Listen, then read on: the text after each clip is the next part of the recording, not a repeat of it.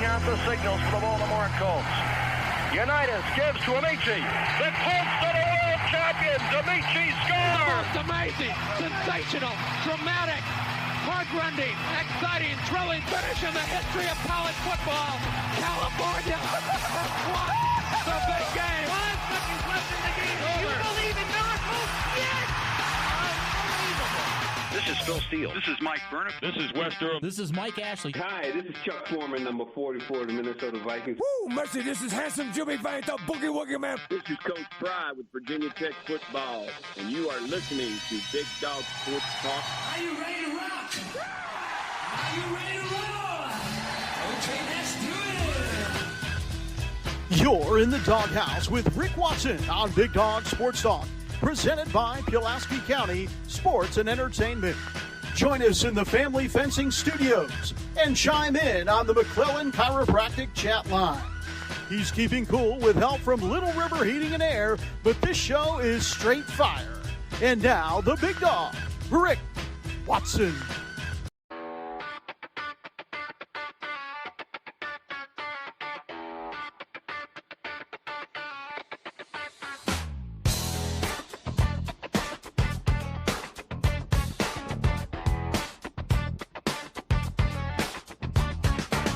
Rick Watson's got the mic, he's the big dog king. Cover sports so sharp, it's a new river thing. Virginia Tech fire, rapid pride too. Every stat, every play, he's bringing it to you.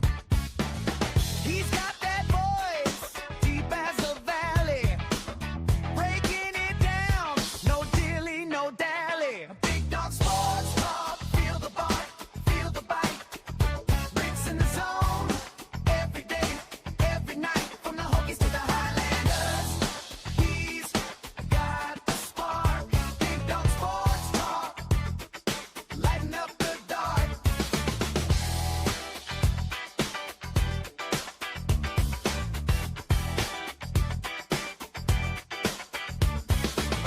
He's got the scoop, faster than a sprint. Calling plays like a coach, every word's a hint. From the courts to the fields, the stories unfold. Rick's play-by-play, worth its weight in gold. With a laugh and a growl, he'll pull you in. Big Dog's podcast, let the games begin. Big Dog Sports Talk, feel the bark.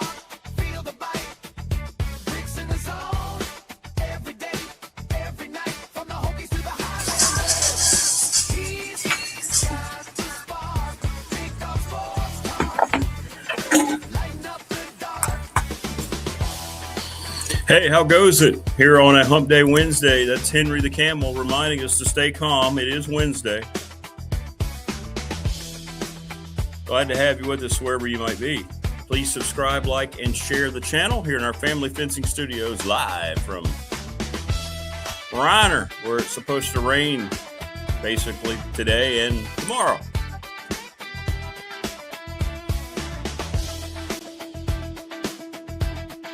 It wouldn't be Hump Day without Henry, by the way. If he's not on the screen, then you know it's not Wednesday.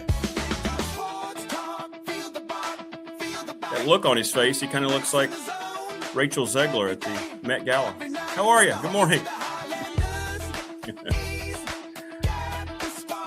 Coming up today, little switch in the schedule. Keon Brown unable to join us today. Damian Sordelette will be at 6:30. And then we were scheduled to be joined by the legend, Hall of Fame coach Steve Ragsdale and Marty Smith from ESPN. It's Marty and Rags, brought to you by the Farm Bureau Insurance. Coming your way here in hour 2. So hopefully all those things come to fruition here today. And I hope everybody is doing well, wherever you might be. Good morning, Stephen. Good morning, Vic. Good morning, One Wing. Yes, sir. Yes, sir, indeed. Hey, man, you can talk to Coach. I'm sure he'd come over the mountain. Yeah, we got big news, Vic. Hey, Vic. Yeah, it's going to happen, folks. We're going to skip 16. We're going to go right to 24 teams. We're going to double the college playoff field. Your thoughts? The AFCA, the American Football Coaches Association, voted.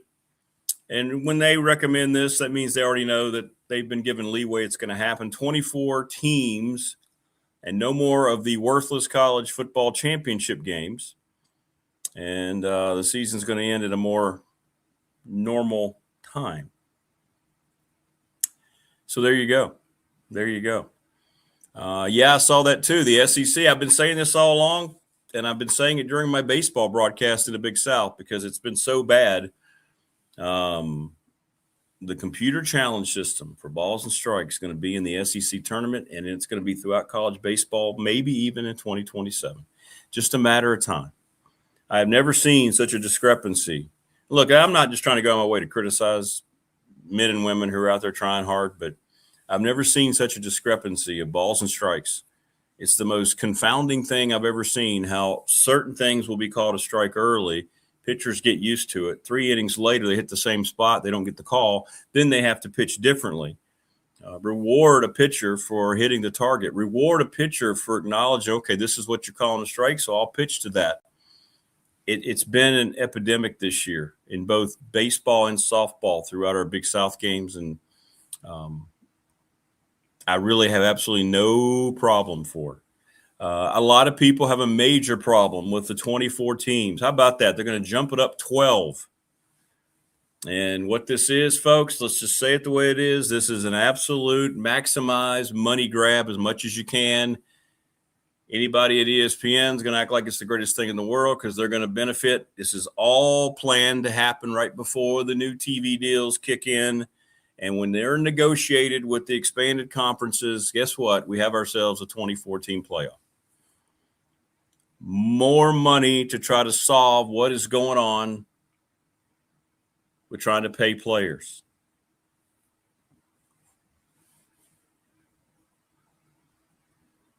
Big Ten guy told me that this was likely going to be the vote.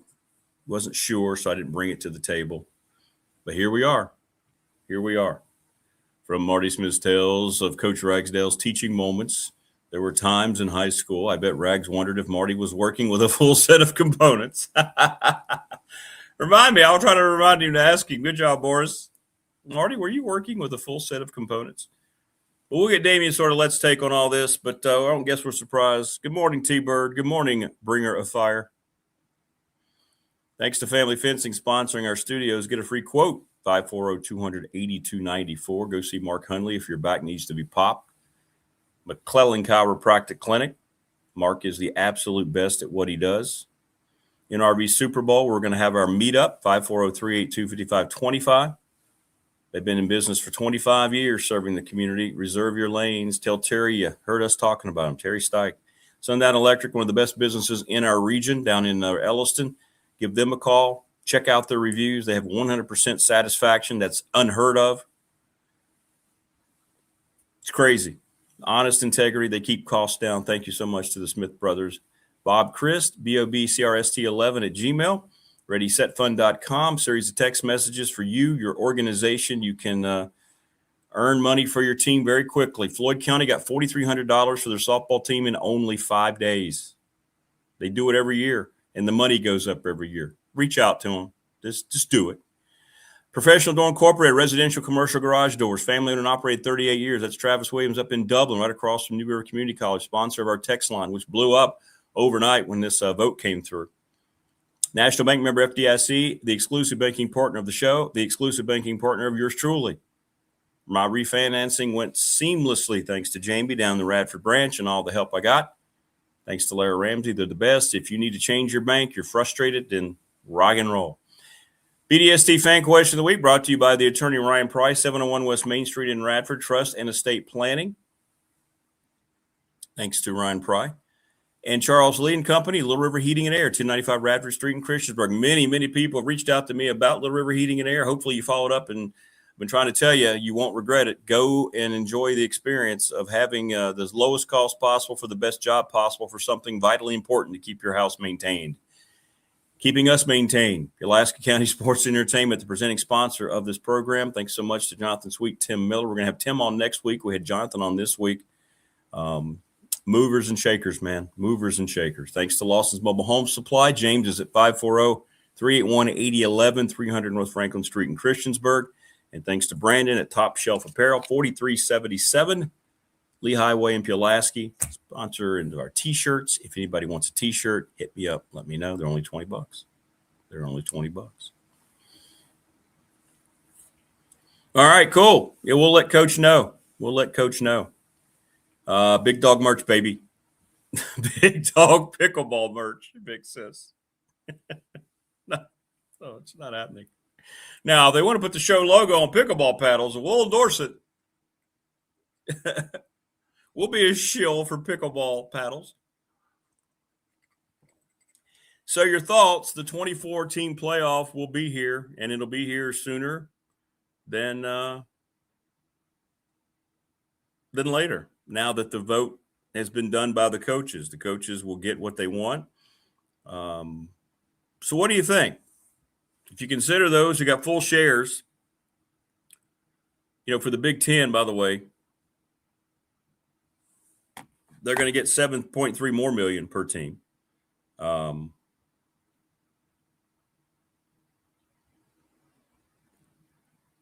Other leagues will be able to calculate how much more it's going to be. But, again, it's going to depend on how many teams you get in there. Most fans that I've gotten reaction from on the text line hate it. Nobody likes it. But it's going to happen. It is going to happen. The AFCA has – also, let's see here. Let's just get the full – because, again, we like to be accurate. Something doesn't happen in much of media today, but not here. We want to be accurate. The AFCA recommends that the season be completed by the second Monday in January. Nobody's going to complain about that. The season's too damn long. They're going to eliminate the championship games. They're done. Reduce the scheduled bye weeks from 2 to 1. Yeah, 2 bye weeks was stupid. Preserve a dedicated window for the Army-Navy game while allowing flexibility for other games to be played on that day outside the window. I like that a lot. The respect of that game. You damn well right you better respect the Army-Navy game. And reduce the minimum number of days between contests to no fewer than 6. In addition, future playoff models should maximize the number of participants while honoring the proposed completion day. Structuring the season in this way will better support athletes by more closely matching the academic calendar and aligning with the single transfer portal window. It also elevates the quality of play during the most meaningful stretch of the season by removing unnecessary breaks and preserving competitive rhythm. Now, questions for me is, how's the system going to be implemented without bowl championships, right? You're not going to have the not bowl championships, but you're not going to have the official championship game participant be guaranteed a spot. But how about that? We're going to go from 12 to 24. I mean, we're not even going to go to 16 to see how that works.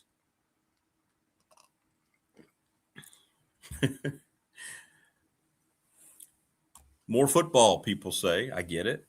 We'll see what Damien says here in a second. Matthew says the logic is good, but I wish it was 16. Yeah, I was kind of looking at 16. Now, we're going to have Andy Bitter on tomorrow, and he hates this. Everybody, I mean, I get it. Does it lessen the regular season in your eyes? Coaches are going to be all over this because they want to have more of a chance to play, to play in a postseason.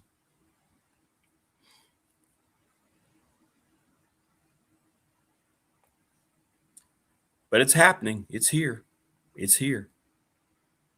I'm trying to read some more of the reaction. I would say right now it's about a 75-25 split pro or against fans' initial reaction and the pro reaction. A lot of people are like, hey, what's the big deal? You knew this was coming. Well, maybe so. I don't have any problem I think the most questions that I've got on the professional or text line, how do I feel about the conference championship games being eliminated? I really don't have a problem with it. I wasn't invested in it. They were dumb, right? Duke and Virginia played. Duke won the championship game. Miami was the representative. Ending the season is earlier than what it is now is good. The postseason, I don't mind that getting 2 byes is too much. And what they're doing, I just call me cynical, but I believe the NFL's behind a lot of this. They're trying to make this so much more of an official minor league football system, which it always has been, college football. Notice everything's lining up now. Rules from the NFL are implemented in college football, the 2-minute warning being one. Now they're starting to get into the schedule, things like that. So it's here, and give me your thoughts and how you think this is going to affect the regular season. Prometheus says, I personally think it's fine. Maybe Tech can benefit. And I think that's what a lot of coaches who voted for this are thinking. You know what? We may lose 3 games. We may have a shot to still squeeze in there. I don't know how it's going to look. And I don't know if you're just going to have a ranking system. Are you going to do another computer system? Are you going to have a football net rankings like you do in college basketball? I mean, it's going to have to change a little bit, right? To see how all that works out. But I can't say I'm surprised. We knew it was going to expand. And now when you see this is just, it goes back to the first run of the show when we were just on the radio. Talked about it all the time. It rarely went down 1 week during football, especially, where I didn't question, okay, so and that was when we had the BCS. I used to say, take out the C. It was the BS. 4 teams, the computer system that now we look back, heck, the computer model may have been much better than what we have now. But why they left so much money on the table all those years because of politics, all the lies. Well, now we know why, right? It was all just misrepresentation of where the concerns stood. They fought it for so long, the playoff. All we heard about was the regular season. How many times did we hear that from conference commissioners? I heard it from Jim Weaver, who sat in my studio. Our regular season means more than anything in any sport. If we start adding playoff teams, what's it going to mean for fans? Well, I think fans are going to end up being very excited. I don't think you're going to sit around a 12-game football schedule and ever consciously sit there as a fan and think, boy, this game doesn't mean anything. This isn't like college basketball. It's going to go to 76 teams. So of the 300, and I don't know what it is now, 335, whatever it is, it's about 18% of all teams will qualify for the NCAA tournament. For the college football tournament, it's going to be 17 of the 130-some teams that are eligible. So it doesn't really change a whole lot. With the huge conferences, Penn State could make the playoffs without playing Indiana, Ohio State, Michigan, and Oregon without a conference championship game. And you can plug in any school, not just Penn State. Yeah.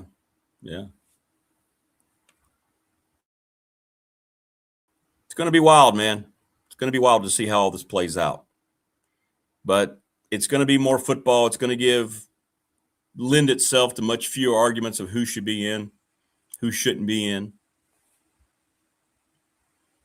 And the power leagues are going to control it. Let's just say it the way it is. You know it. I know it. The American people know it.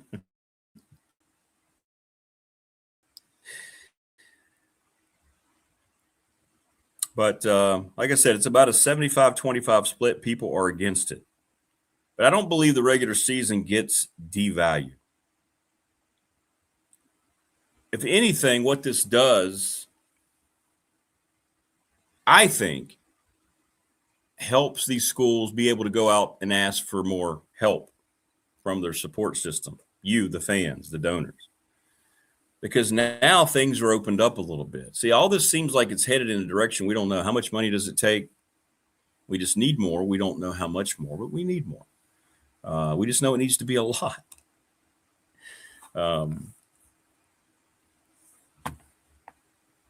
But I don't sit here and believe that it will ever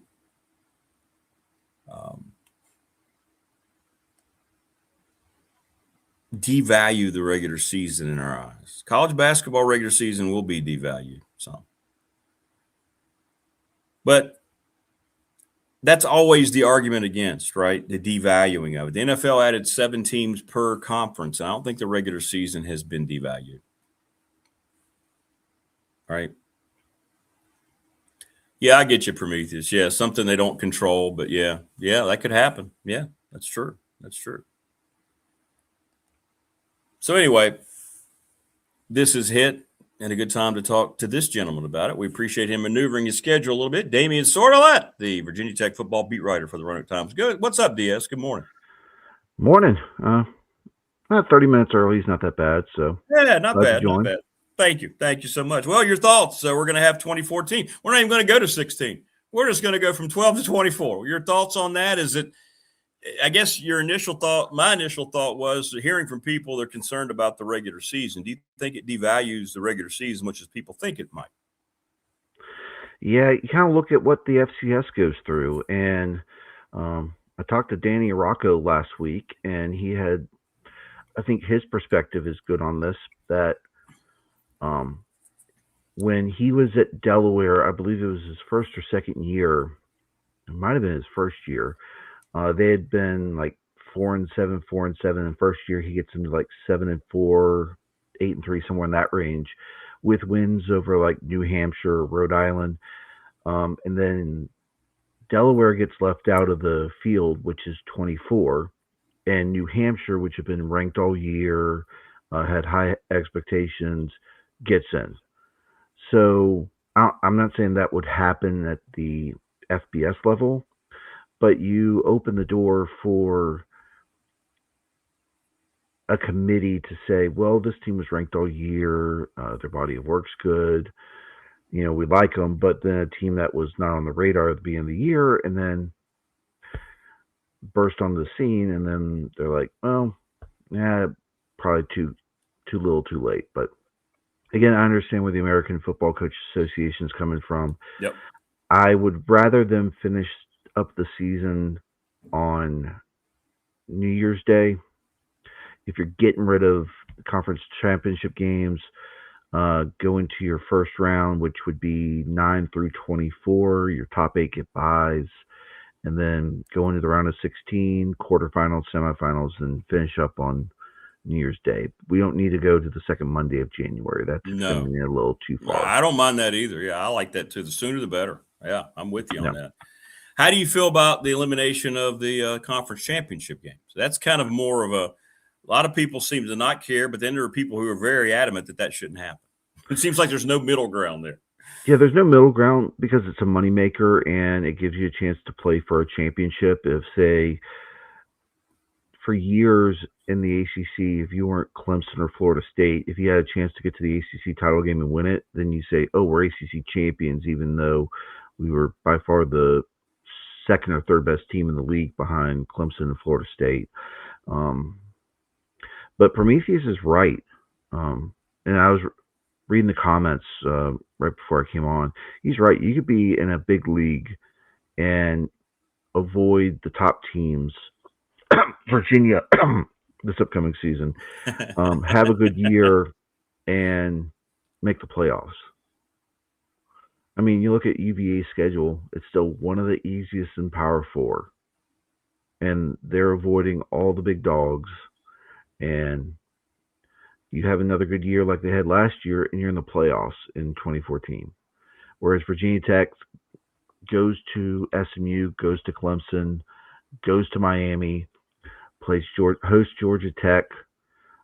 Cal's going to be sneaky good. Virginia Tech would be a team that, bad year last year, But if you have success this year and you flip your record around and you go 9-3, do you get left out because last year, you weren't good and no one was expecting anything of you coming into this year? So yeah. That's a worry for me. I don't like this because there's a power grab by the power conferences, like you think. Like the Big Ten's probably going to say, well, we want X number of designated spots. No question. Going to say that. No question. But I mean, the AFCA did say they want inclusion for all leagues, so hopefully it goes to that. And I don't know what the criteria is going to be for seeding and stuff like that. And it's probably going to be the same jumbled mess that we're going to see with expanded basketball tournaments too. Like they're going to appease the big leagues and probably going to screw some really good teams out of this. And I don't know what's going to do with the bowl games. How much do you devalue bowl games? And do you then move bowl games to the beginning of the year and have those as the openers? And I think you have to, especially now. I mean, they're going to be devalued 10 times what they already are right now. I mean, you're not part of the 24 playoff. Why even play one of these bowl games, right? It's just not going to matter at all. Tech qualifies for some game in the bowl and they're not in the tournament. Who cares? Anybody. Yeah. I mean, who cares? Yeah, and then how do you match up bowl games at the beginning of the year if you're looking for strength of schedule? If you're if you're a power conference team and you're be slotted in a bowl game against a MAC team, how would that look in terms of strength of schedule? So, I mean, it's kind of tricky how you do that. And then again, I don't want it to be P4 versus P4, G6 versus G6, because then you're saying to the G6 teams, well, no one's scheduling you to begin with. Yeah. We're not going to schedule you to play any good teams in a bowl game to open the season, where that could help springboard your season and give you a good resume builder. So it's a slippery slope we're going down. And it might end up being where we get to that point of you take certain teams and put them in their own division, and then everyone else is on their own. Like when we get to the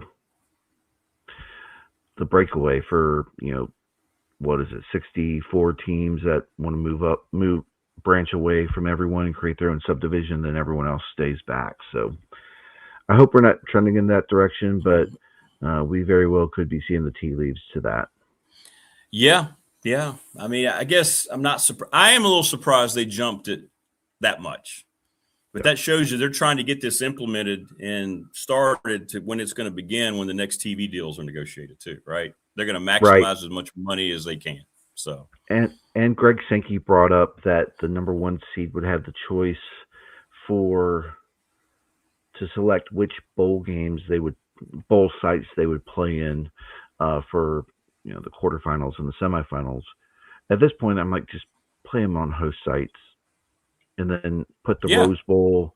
If you move the championship game to New Year's Day, just play the championship game at the Rose Bowl every year. They get the granddaddy of them all. It's what it's called. Why not? Yeah. Yep. That makes perfect sense. Right. And then revenue would come into the host sites. If you are one of those top teams and you get to host these playoff games, you get to keep the revenue. And what's the big deal these days? Revenue. That's all it's about. Yep. Right. So if you're a Virginia Tech and you have a really good year and you have a chance to host one or two CFP games, that's a lot of revenue coming in, especially and then you're thinking about the TV money that you could get from the ACC. That's going to be a big deal. So, do you see any chance at all that we're going to see one of these situations where, like, for instance, Kyle Whittingham said he expects to see multiple $50 million rosters. He may have dumbed it down some. He said a handful. I think it's going to be more like, I was told, expect 25 to 35. Like it's going to happen sooner than later. College basketball coaches yesterday saying you're going to see the norm in power. If you're going to be a good team, you need 20 to 25 million. at what point does that just become so unsustainable that somebody's going to have to just say stop, right? These rising costs there's no net, there's nothing that makes any sense as to why that would be the case. Right. And I saw Sean Miller brought up the 20 to 25 million for basketball, and yeah, it's ridiculous. It just shows that NIL is pay for play. Yeah, that's all it is. I mean, yeah. I know the official legalese is NIL, but it's not NIL. It never has been. No, it is pay for play. I know, honestly, NIL was set up with the right intentions, but again, with no safeguards and no one there patrolling the gates and making sure things stayed in order. The NCAA's mantra is, "Oh, this works. We'll just go ahead, do it." And then we're not going to put any safeguards on it. We're not going to monitor it. No, we're not going to do anything like that. And then all of a sudden, boom, it turns into this. And the NCAA is like, well, what are we supposed to do? Your jobs. But again. Yeah, right. Yeah. Yeah. How about what you're paid to do? Yeah. Right. So I don't know what's going to take to get that changed. I know everyone's turning to Congress and saying, you need legislation for this. I think if you get someone in charge at the NCAA or someone who has backbone and who has a set of balls, you can probably get it done.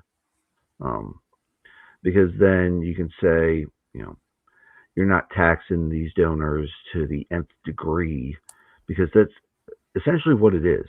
Donors are getting taxed to the nth degree to keep up. Yeah, you're right. That's a good way to put it. That's exactly what it is, isn't it? That's exactly what it feels like. Yeah. Just continual taxation, Yep. Do you think it helps? Because I know there's been a lot of people question. I saw that as well. People are like, why should we continue to give to this system? Why do we continue to pour money if we're donors and we're fans? I guess if you have it, you can do whatever you want with your money. Right.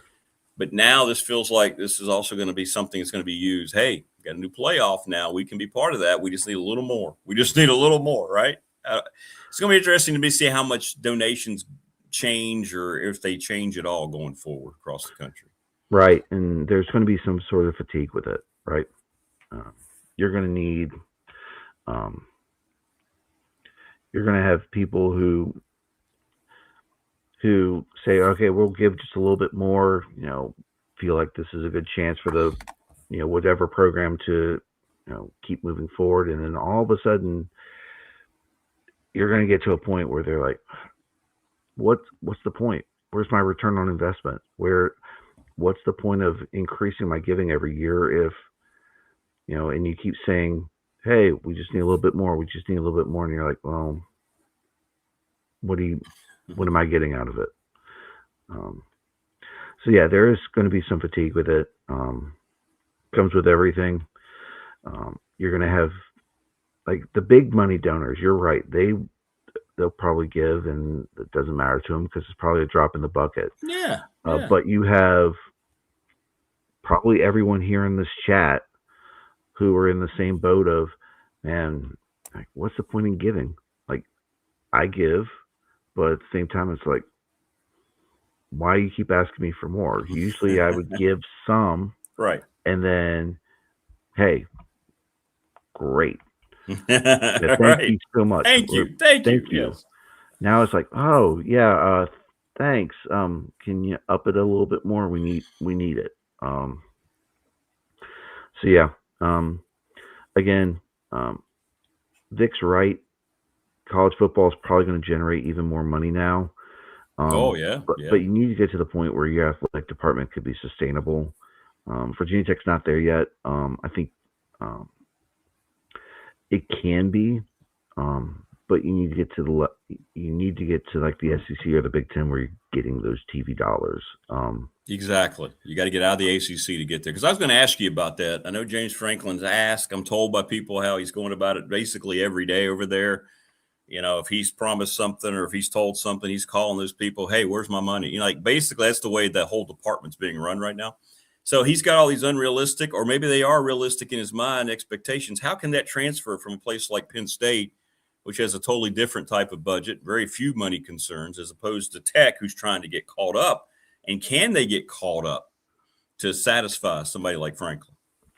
Yeah, Franklin has said this multiple times, and he's spot on. Virginia Tech is catching up, but the problem is the people they're catching up to never let their foot off the gas. So they're going to fall. They're going to catch up and fall behind still because, yeah.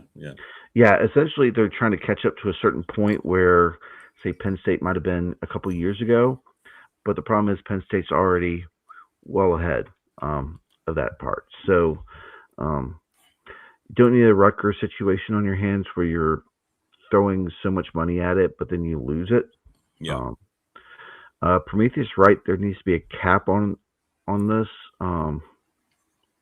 Problem is, your big programs are going to whine like babies and act like they've never been spanked in their life, never act like they've never been told in their life, and said, we can spend as much money as we want. There does not need to be a cap on this.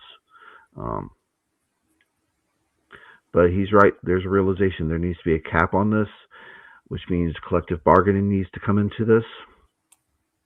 Does collective bargaining come into it? We have no idea. That means you need to designate these student athletes as employees. We've had this conversation before. Those of us who have worked at the universities we attended, we were designated as employees of whichever part of the university we worked at and got paychecks and all that stuff. So these players need to be considered employees. Like 100%. And then 100%. you can do collective bargaining, you can do a cap, you can do whatever you want in order to get there to be a cap on this. You can rein it in, do whatever, try to make it work with a house settlement, whatever, try to rein in pay for play with the NIL. That's what's going to need to happen. And I know they need to have collective bargaining, but I wonder who would they negotiate against? You're right. There's no union for the athletes coming in. They're just individuals trying to get their bag, right? They have representation. I mean, would that just come down to the conferences themselves, right? I don't, how would you even go? And then it's going to be challenged. It's going to end up in litigation because this has been a free for all. And now you're trying to change. I mean, it just feels like this is nowhere near to happening. I agree there should be a cap, but it's like Major League Baseball's fought it for so long. Now they're basically going to lose, I think, an entire season next year because they need a cap and a floor. And I think finally they're going to strike out. But what do you think? You think there's any way to do that in the next year or two that won't be just held up in courts everywhere? Yeah, you can't do it conference by conference because the Big Ten would say, well, our cap's going to be $50 million. Yeah. And then you look at Conference USA and say, well, our cap is $500,000. Like that's the difference right now. So you would have to find a way to make it all uniform. And again, like I mentioned, like these MAC programs, Conference USA, to an extent, Sunbelt, they can't have these absurd cap spaces. Now you could be like the Marlins, you could be like the Twins, trying to think of the A's. You could be like them where you don't spend all your cap space. But again, we're not talking about professional sports where you have cap flexibility year to year.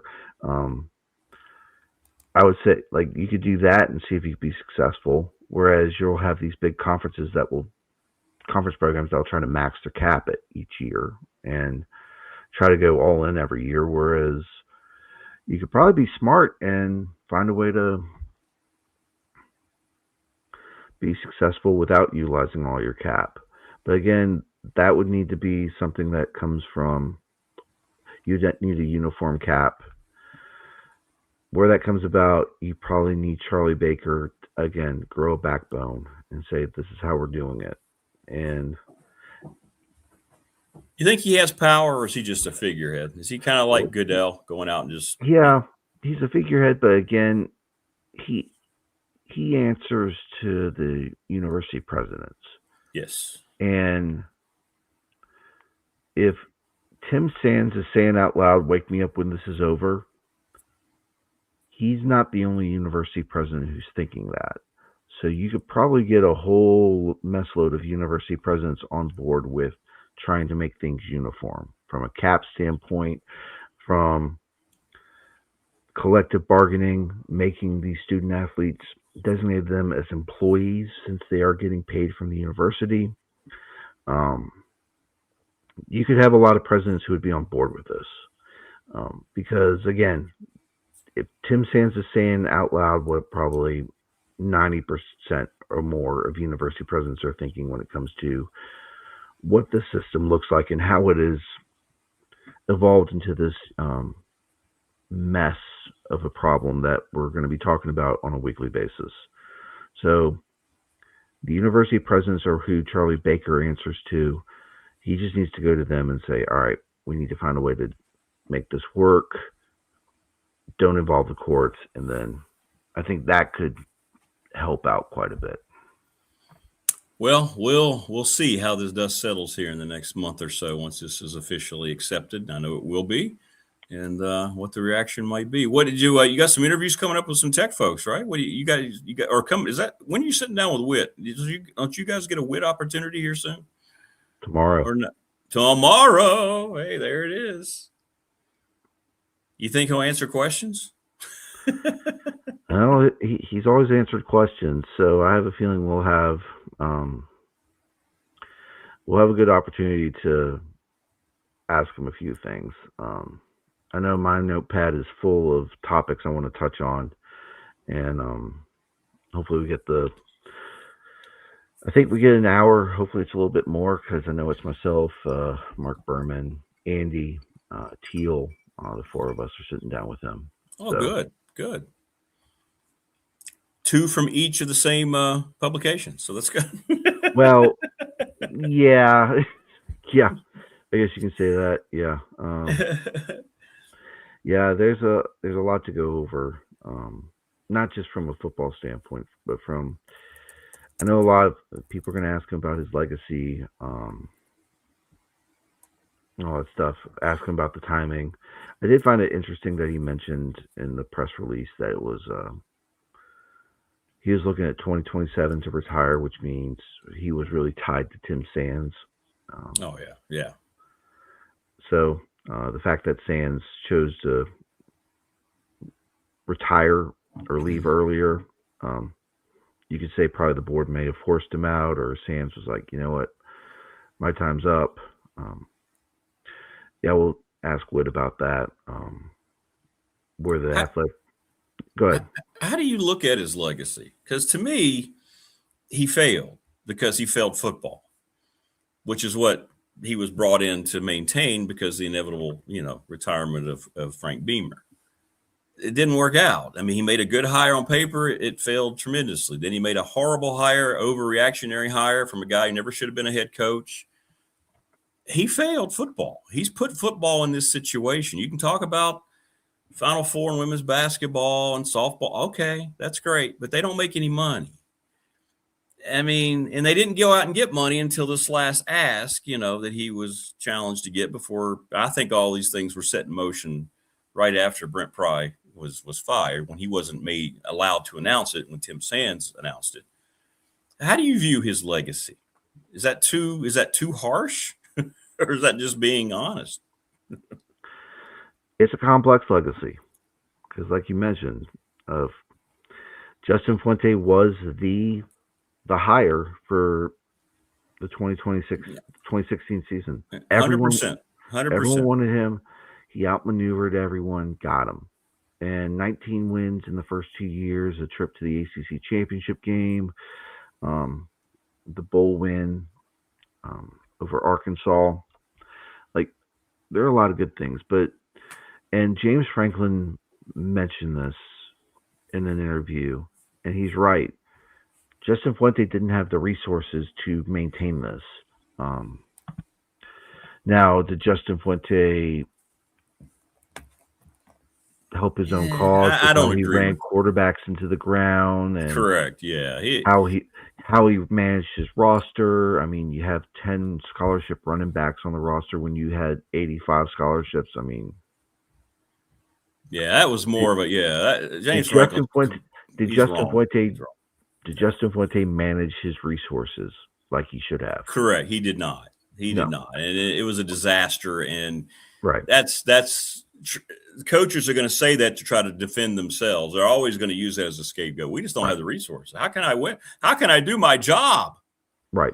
Right. Yeah. So, but I think from Franklin's standpoint, it was near the end of the Beamer reign is when you started seeing Virginia Tech start to fall behind, and then you could see they really fell behind under Fuente because they're just doing what they were keeping up with what worked for them at the time in like the early 2000s. Oh, this is what we did to be successful. This is what we should be putting in, right?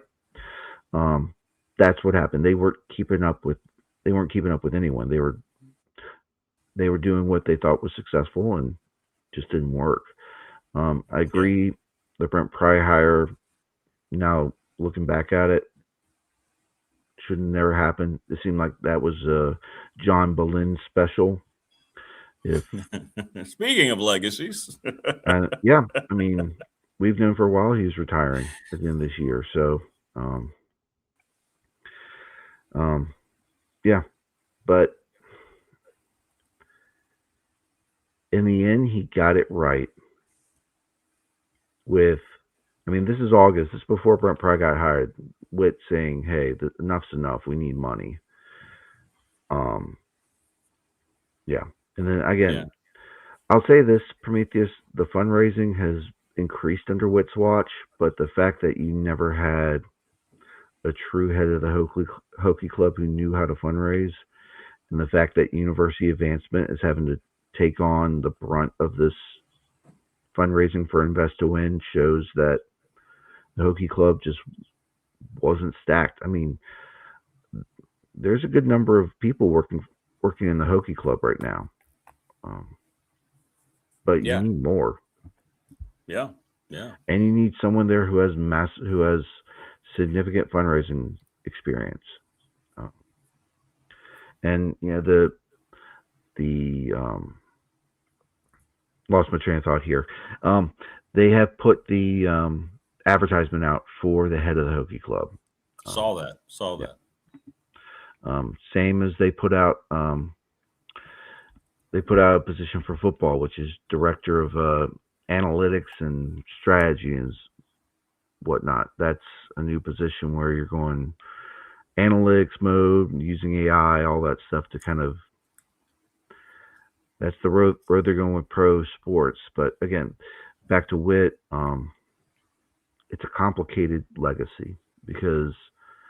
That's a good way to say it. Yeah, he had his swan song of getting the $250 million to get the athletic department back to relevancy, and then I guess you could say his work in the background of talking with Jimmy Sexton and handling the agent side of things while Pearson, McCarthy, Foster, Rokovich, that group handled the negotiations with Franklin. You could say like his swan song was pretty good. It's just the main thing leading up to it was not. So correct. Complicated. He did get basketball back to relevancy. They were losing games left and right, bringing Buzz Williams. You get to the Sweet 16 and 19. Should have gone to the Elite Eight. Arguably should have beaten Duke. You have an ACC title with Mike Young. Men's basketball is a revenue-producing sport, so getting that back to relevancy, you could say, hey, that's a good thing. Yeah. But again, football is the driver here at the university. It's the front porch, and if you are placating to the fans to get them to come to games because you need them there and you're not winning, that wasn't a good sign. So now Franklin's like, hey, we want to win, and now we got to see them win. Right. We'll see the direction the university goes with how they hire an athletic director and what the structure of the athletic department looks like. But again, I think it's a complex legacy. Yeah. Prometheus, you're right around the letter grade I was going to give. Yeah, which is not ideal for a guy making 7 figures. So no, it's not ideal, but at the same time, it could have been a lot worse. I mean, if he didn't get the money and they didn't hire James Franklin, you're looking at like it's a letter grade that probably wouldn't be good. But no. He the lasting impression, the last thing he does, that's people are probably that like 10 years down the line, that's probably what people are going to be talking about him, and not in the moment. Oh yeah, we know what he did over 12 years, and the body of work just wasn't there. It was the swan song, the last things he did. Well, I don't know. I question how much involvement he had with Franklin. I think that was going to happen, whether he was working with Sexton. I mean, that was just as common stuff. You know, you're going to work out the arrangements. Right. Franklin didn't have other options, and Brockovich wanted James Franklin. Right. That was the goal the whole time. Go get James Franklin. So I don't know how much wit. They tried to soften the blow a little bit, maybe a little bit, but I don't know how much of that. And yeah, I did get confirmation that I think it was the day after Franklin was fired at Penn State, that when it was at a meeting and Witt said, "Okay, James Franklin, what's the feeling in the room?" Yeah. And it was unanimous. And that's when I can't remember if it was Babcock or who, but it was like, "All right, you guys go get Franklin, and then the rest of the search committee vet your other guys," right? So, I will give Witt some credit there. Sexton is not a guy that's easy to deal with because of his demands. Pry wasn't a Sexton guy. Fuente wasn't a Sexton guy. So, and you didn't have to deal with Sexton negotiating Beamer's contract because that was already set in stone. When he got there. So, he helped with that. I know the USA Today article said Babcock met with Franklin at the Atlanta airport. Like, I don't know how much involvement Witt had. I know he did have involvement with Sexton and working with the numbers. But again, at some point, it's like he didn't have that big of a deal. But again, he helped out. He got them. I think he made sure the right people were in the search committee were handling Franklin, which with Bud on part of that was a big deal. Yeah. Especially for Franklin. So it was. Again, like Prometheus said, I think Witt's grade goes up because of getting the money and then working behind the scenes for the Franklin hire. Well, good stuff, man. I hope it goes well tomorrow. Can't wait to get your follow-up once you talk to him tomorrow. That'll be great. Yeah, I mean, all of us will be having something tomorrow. Yeah. There's going to be a lot to digest after sitting down with him and the amount of topics we need to touch on.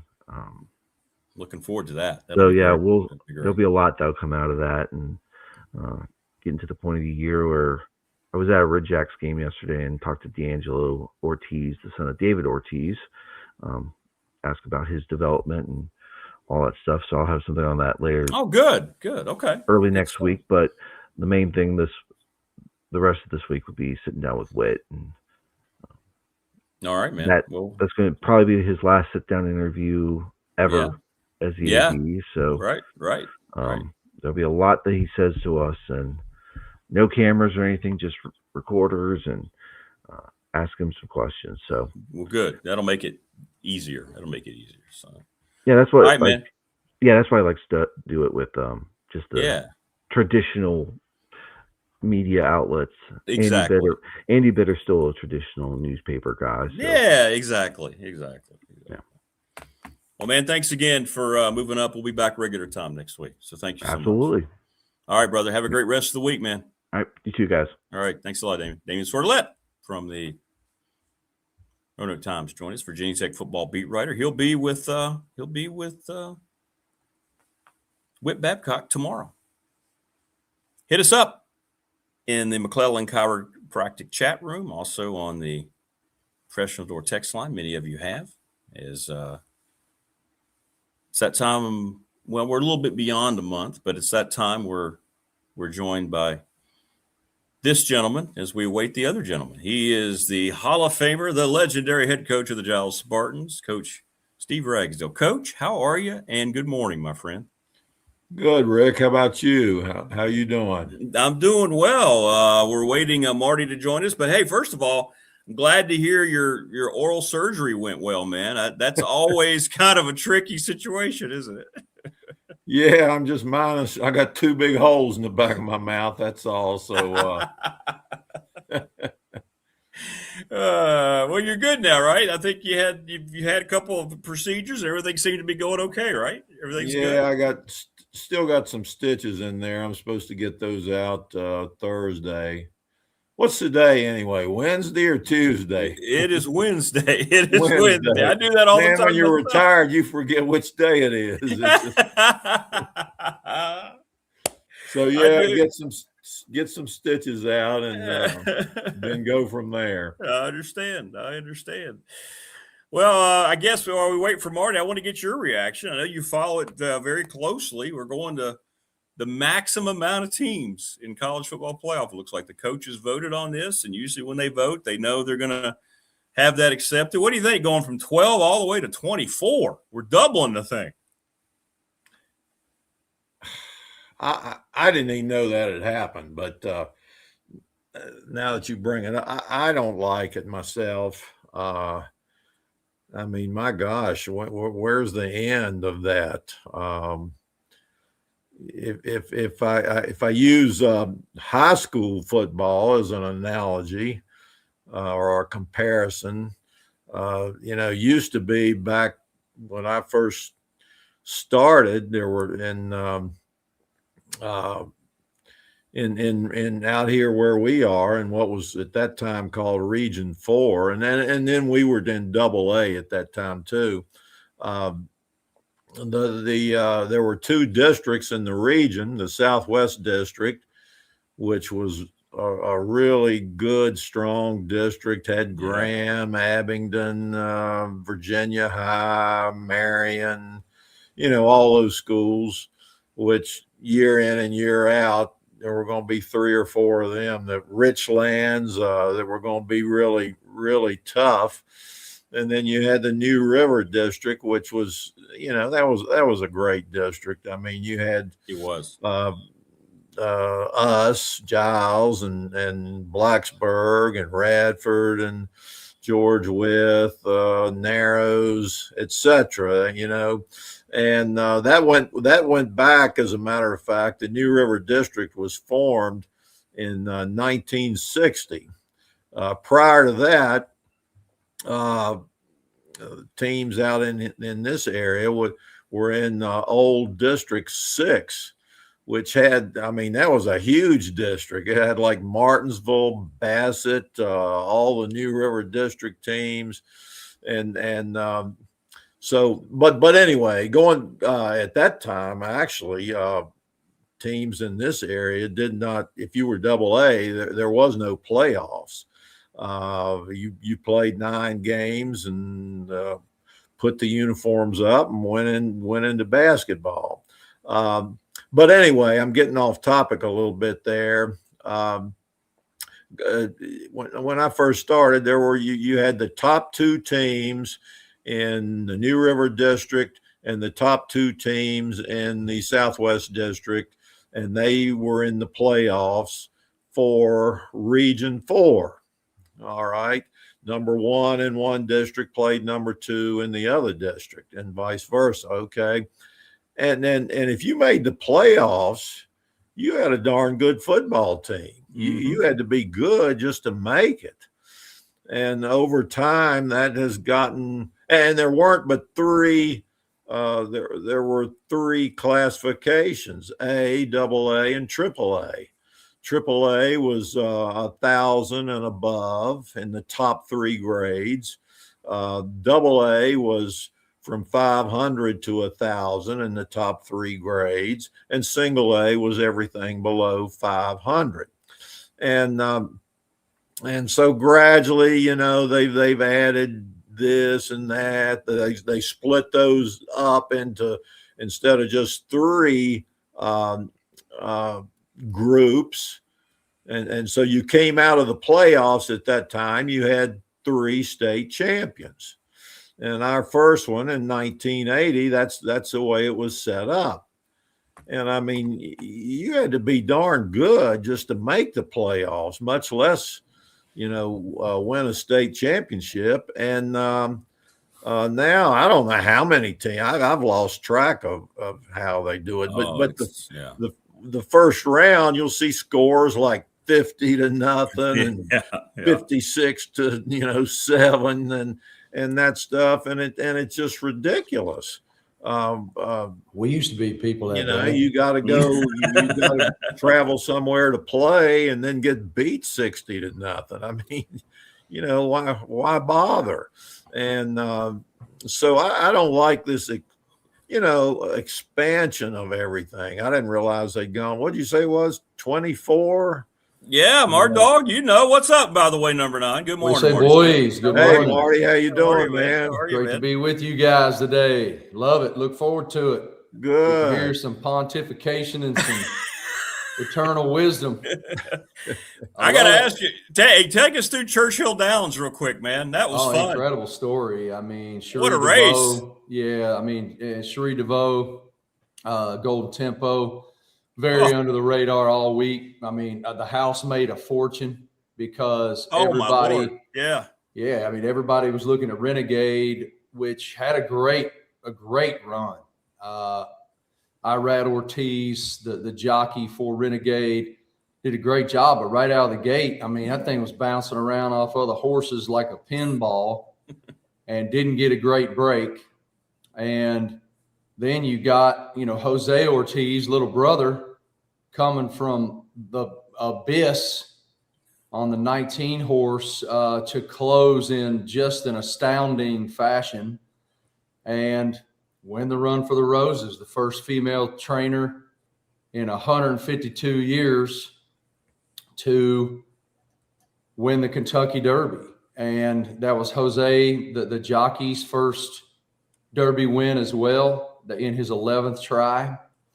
And 160,000 people were there to experience it in person, and 25 million people watched it on NBC, the most viewed Kentucky Derby ever. So just an incredible experience. It is every single year. They do such a great job at Churchill. There's a lot of similarities to Augusta just in this way, that the desire to maintain the traditions that built it while also continuing to evolve each year. And that is the experience, the grounds. I was joking with my cameraman that, after Golden Tempo won, I said, well, there'll be a new terrace out there in the turn 1 next year because everybody here just lost their rear ends. The house made a fortune on Saturday, but incredible day, incredible experience, a great week. I saw a lot of my friends up there that I've worked with through the years in various capacities for various companies, and just an incredible blessing to get to do it. I'm forever grateful for all this mess. Well, it was so beautiful just seeing it all. You're right. I was going to ask you about that because it feels like the Masters. It does. The connection is exactly true. It's just that correlation of it all. Like you're saying, you got to advance. You got to see where things are going. But, man, we're going to do whatever we can. And it looked like if you'd have been watching it 20 years ago, right? It didn't look like it had changed a whole lot, at least from it TV was as wide open a race. Coach, I'm sure you're familiar with Bob Baffert. Bob he is the trainer who's won 6 Kentucky Derbies. His horses have finished first 7 times. But Medina Spirit, one of his horses that finished first a couple of years ago, was disqualified. So he has 6 official Kentucky Derby victories on his resume as a trainer. He's the gentleman that wears those blue glasses and has that shock of white hair. He just, he looks like a movie. And anyway, on Friday, he sent me a note, a text message, and was like, "Where are you, man?" And when I got to the track, I went over and saw him in his office on the backside in his barn. And we talked for like an hour, 90 minutes. And he agreed with me. I mean, as I went into this, Renegade to me seemed like the best horse going away. And everyone in the barn seemed to agree with that on paper. Buddy drew the rail. And no horse has now won from the rail in 41 years. Right.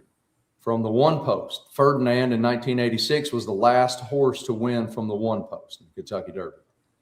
And when I was talking to Bob about it, I said, man, I feel like this is the most wide open field in my 10 or so years covering this sport. And he did not disagree. And he's been doing it for his entire life. And it wound up being true. I mean, you had the winner and the third place horses. There weren't a lot of people throwing money down there. Yeah. And those who did made a lot of it back. Yeah. Yeah. Well, it was an experience. I didn't know, Coach, were you watching? Did you watch? Did you get into the stuff? No, I'm not a big horse racing guy.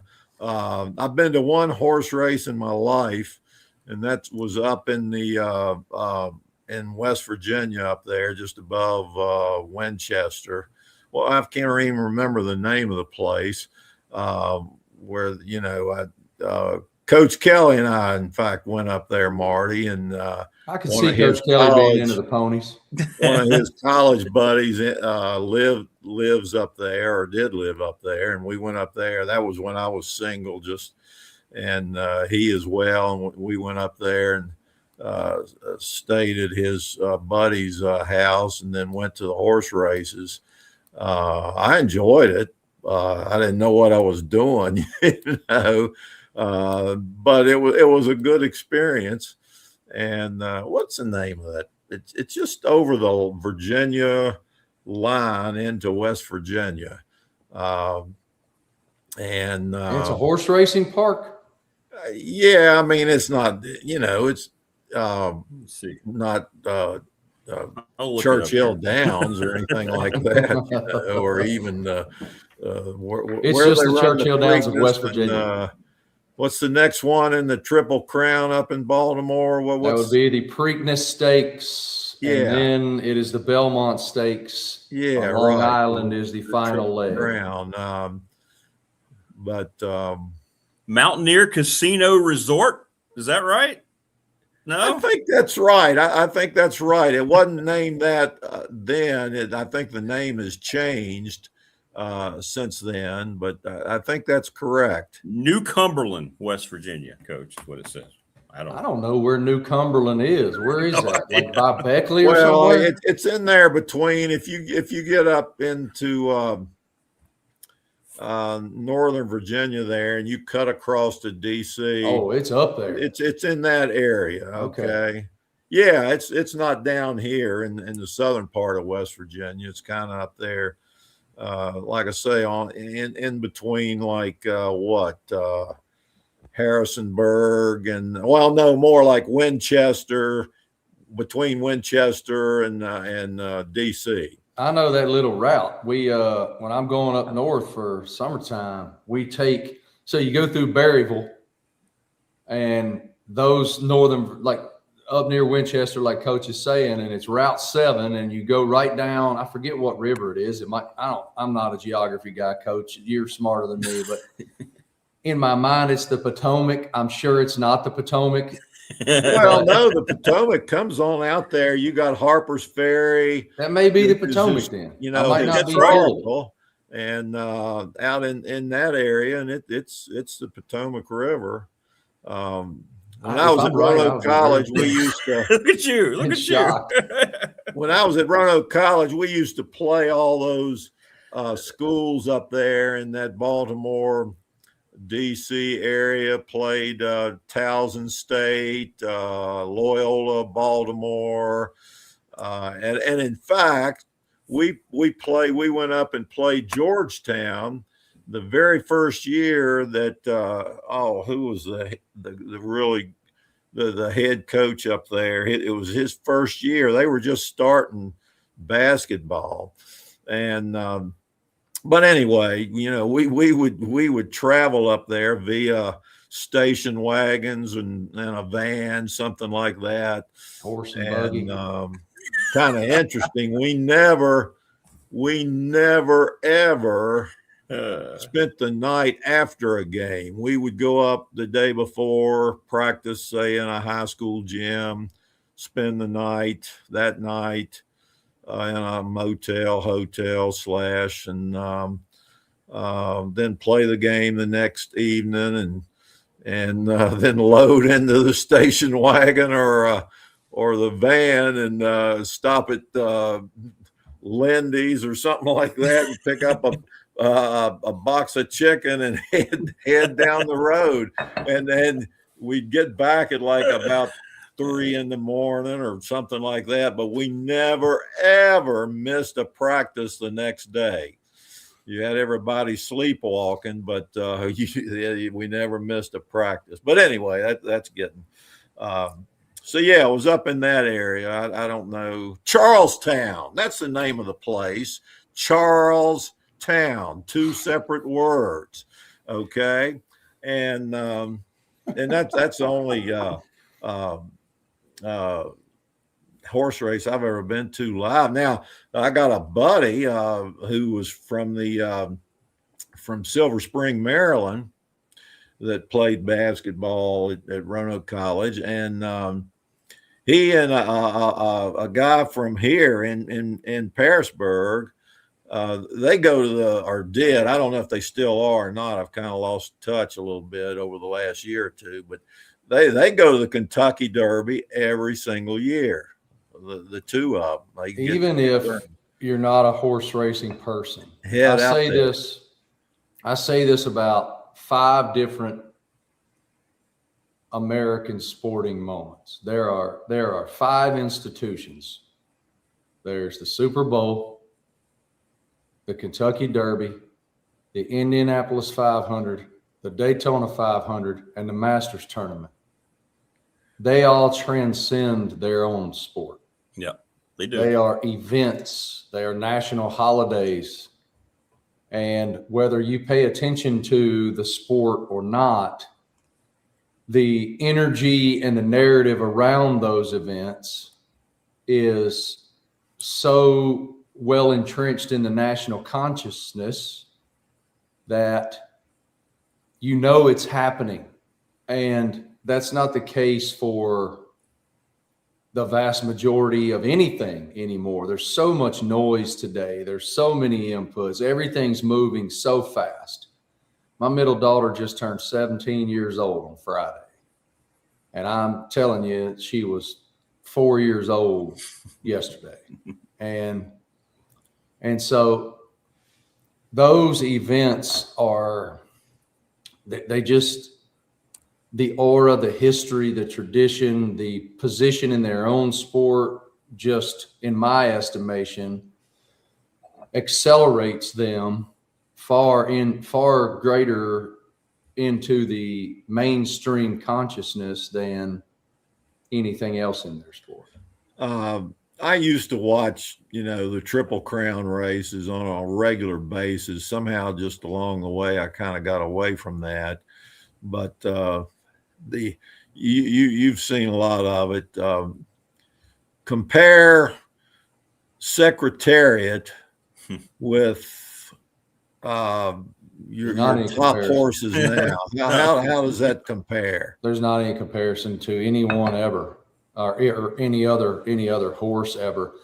I don't know the stat, Coach. I saw a note that, and this is guesstimation. Let's just say Secretariat, based on the numbers and the data of how dominant he was, would have won this year's Kentucky Derby by like, I don't know, double-digit lengths. And I mean, that's just that is just one of one. And it's a myth for a reason, because it was just so dominant and the story behind him and everything. But yeah, there's not a comparison, really. Yeah, agreed. The greatest non-human athlete ever. Isn't it wild? Secretary. Just shifting gears for a minute, Coach, talking about that area of West Virginia up there. It always is so interesting to me that Coach Saban and Jimbo Fisher and some of these world-class football coaches who are, Coach Saban is the greatest to ever do it. Jimbo's a national champion as well. Really enjoying broadcasting. He's doing a good job at it. But it's so interesting to me that they both came from those little West Virginia towns up there. Yeah. And they maintain those same sensibilities they learned, same ones that we have. They're basically from where we're from. Well, I think a lot of times we take things and make them more complicated than they are and should be. I think there's some just basic principles for success in anything, and it's not real complicated, particularly in football, man. We tend to make things more complicated, or want to try to make them more complicated and than what they really are and should be. I'll give you an example. I used to go to in Virginia, we have the VHSL, Virginia High School League, and Virginia High School Coaches Association have a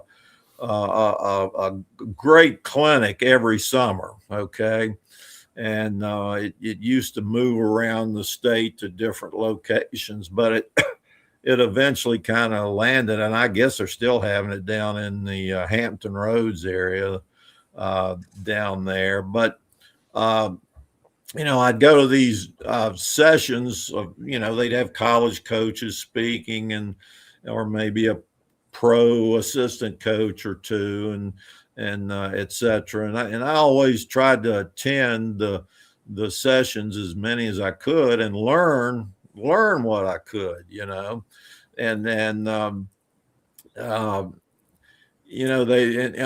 still do this on defense. They talk about, okay, you line up in a 2 technique, or you're playing a 6 technique, and you're playing a 8 technique, and all this stuff. And I'm thinking, why make it more complicated than it needs to be? I mean, if the kid's supposed to line up on the outside shoulder of the guard, just tell him, hey, line up with your nose even with the tip of the shoulder pad of the offensive guard.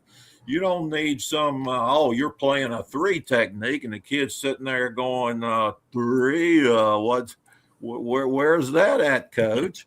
And it usually just boils down to blocking and tackling anyhow, and get lined up right, know what your responsibility is, and go do it. And we don't need to try to turn it into rocket science and all that type of stuff. So there ain't too many football coaches that are rocket scientists. I'm going to tell you that right now. Anyhow, I don't know how I got on that.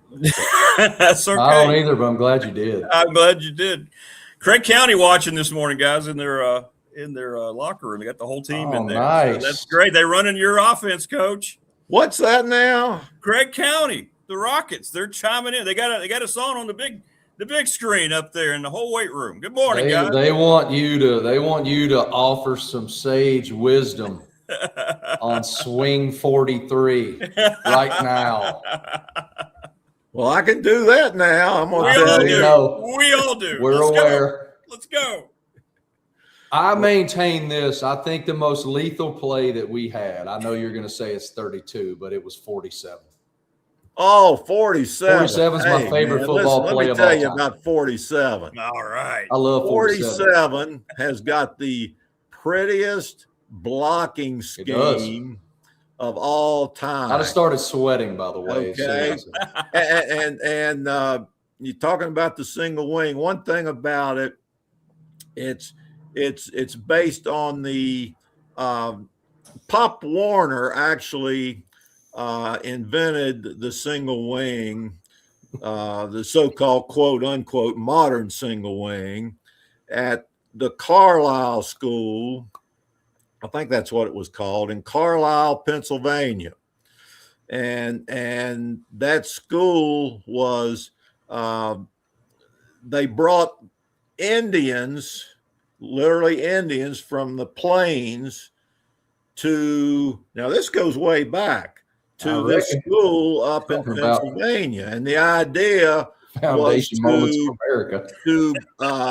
teach them the ways of white men, and therefore be able to integrate them into, the white man's society in the East. And Jim Thorpe came. He was one of the Indians that got brought from out west to the Carlisle School, and he played football, ran track. One of the greatest athletes of all time. And then they had a college team, and they played against the top teams in America. They were one of the top teams in America, and that's where the single wing kind of, as we know it now, kind of originated. And that's hey, this is a great story here. All right. And I'll get back to 47. Don't let me forget it. But Eisenhower. All right. Ike Eisenhower, who was the top commanding officer in the European theater in World War II, the top man trying to defeat fascist Italy and Germany, who later became president of the United States. He was playing for West Point, for the U.S. Military Academy, all right, college football. And they were playing Carlisle University. And the story goes, I don't know whether it's true or not. My dad used to tell me these stories that the U.S. Military Academy was playing Carlisle, and that Eisenhower was given, he was making it tough on Jim Thorpe. All right, and Jim Thorpe was saying to him, I don't know if any of this is true or not. I love it. I love every bit of it. But Jim Thorpe kept telling Ike. Ike would tackle him, and they'd get up off the ground. And Jim Thorpe would say, Ike, better let Jim run. Next time Ike could tackle him, he'd get up and say, Ike, better let Jim run. Well, in the meantime, one of Jim Thorpe's teammates, one of his offensive linemen or something, in a big pile up, Jim Thorpe's leg was in front of his face. And of course, at that time, maybe, and I'm not sure about this one way or another, but I know it was like this back down in high school. Not everybody wore a helmet. Okay, some of them just wore stocking caps. In fact, my dad would tell stories like the defensive line. I'm getting off track again. That's all right, man. We got time. The defensive lineman in the day, if an offensive lineman was just wearing a stocking cap and no helmet, and when I say helmet, I mean it was literally a piece of leather that they just pulled over their head, but the defensive lineman would rear up and grab on the snap of the ball, grab the offensive lineman's stocking gap and pull it down over his face so he couldn't do he couldn't see what he was doing, and in the meantime use his other arm to bring his elbow up and hit the offensive guy in the face with his elbow. So that was like bam, okay? And then by the end of the game, the offensive lineman's face would just be a bloody mess. All right. But anyway, going back to Jim Thorpe, this offensive lineman of his, he saw Jim Thorpe's leg in front of him, and so he just grabbed it and took a big bite out of it. All right. And that really made Jim mad. He didn't know it was his teammate that did it. I guess maybe he thought Ike did it to him. I don't know. But a couple of plays later, he ran the ball, and when the dust rose from that, Eisenhower was out cold on the field where Jim had run over top of him. So let's get back to 47. So that was, I was talking about Carlisle, okay, the Carlisle school. And they were right up there with the top teams, you know, up and down the East Coast. Most of your top teams then were on the East Coast. Yep. And Ivy League schools like Harvard, Yale, all of them, they were top teams in the country. Heck, where my daughter lives, where Sarah lives up there, Marty, she lives just a few steps down the road from, Rutgers, okay, Rutgers University. And they played the first college football game. It's a paved over parking lot now, but the first college football game was played between Rutgers and I should know this. I'm trying to think. Maybe Princeton. I believe it was Princeton and Rutgers. I'm not sure about the others, but I know Rutgers was one of them. I'll confirm here. All right, getting back to 47. Okay, and the single wing in general. The deception in the back. Is it Princeton, Rick? Rutgers and Princeton, 1869, November. Yeah, okay. And there's a plaque up there now that says, hey, the first college, what they call the first collegiate football game. Of course, at that time, they had maybe like 20 players out there on each team at the same time, you know, and they had to kind of, you know, get it a little more civilized. Teddy Roosevelt was in favor of canceling college football because there were too many deaths involved. Deaths, not injuries, deaths. Okay. And then some of the top coaches of the day went and sat down with him and talked it over, and they kind of came up with some rule changes and stuff like that. Okay. To keep the game going. All right. Getting back to 47 and the single wing in general, a lot of the plays, the deception in the backfield sets up, well, in all of them really, sets up the blocking schemes up front. And you end up with a lot of cross blocks on the linebackers. All right. And so you got a linebacker over there he's seeing something entirely new to him, and they can't, you know, they can try to rehearse it in practice and stuff like that, but no way can they do it as well as what they're going to see on Friday night. All right. And so and you know, kids are kids, and heck, I see it in the pros and college on weekends. Stuff like, you know, when you're a defensive back, Marty, and you're supposed to, you know, we got a key for you to keep your eyes on, you know, a receiver, and particularly like if your key is a tight end, well, if he blocks, that tells you it's a run. And if he comes down the field, that tells you it's a pass, or probably a pass, or maybe a pass. And then when you get down next to the goal line, then that key really becomes critical. And if you take your eye off of that tight end and they run a play action pass, that receiver may be, and very well will be, standing wide open in the back of the end zone. We used to say when we were coaching, Coach Williams, Coach Kelly, us, we'd sitting around talking, said, the receiver in the back of the end zone is always going to be open, because those defensive backs can't stand it.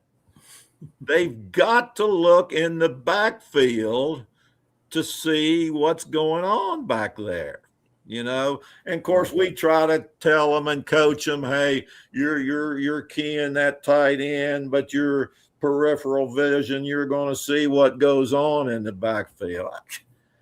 Humanly, you can't do that. You can only look at one thing at a time. You can be driving your car down the road and you're looking at the road in front of you. And if you're really concentrating on that, a kid can come off of a side road on a bicycle and you don't even see them. They don't even, talk about peripheral vision. Yeah, but they don't register in your brain. Okay. And I see that in college football. I see it in the pros. Get down on the goal line, fake the ball to the tailback or whoever. And hey, there's a tight end standing over in the backfield, or in the end zone, waving his arms. He's just wide open over there. And these guys are getting paid millions of dollars. All right. And they're supposed to be keying that tight end, but they're not doing it. Their brain won't let them do it. Okay. So anyway, again, I'm getting off track. All right. So go back to 47. All right. We show them our reverse a few times. We run our power over there, and then we run our reverse a few times, and of course they've been coached to watch that reverse. Keep your eye open for that reverse coming back, and then the next thing hey, they think it's the reverse, and bam, it's going right up the gut. 47. And that linebacker is sitting over there, and they're looking into the backfield trying to figure out what's going on, and maybe they've got a key in that offensive line that they're supposed to watch, which they do initially, but then they take their eyes off of him, just like that secondary guy does down on the goal line, and then all of a sudden.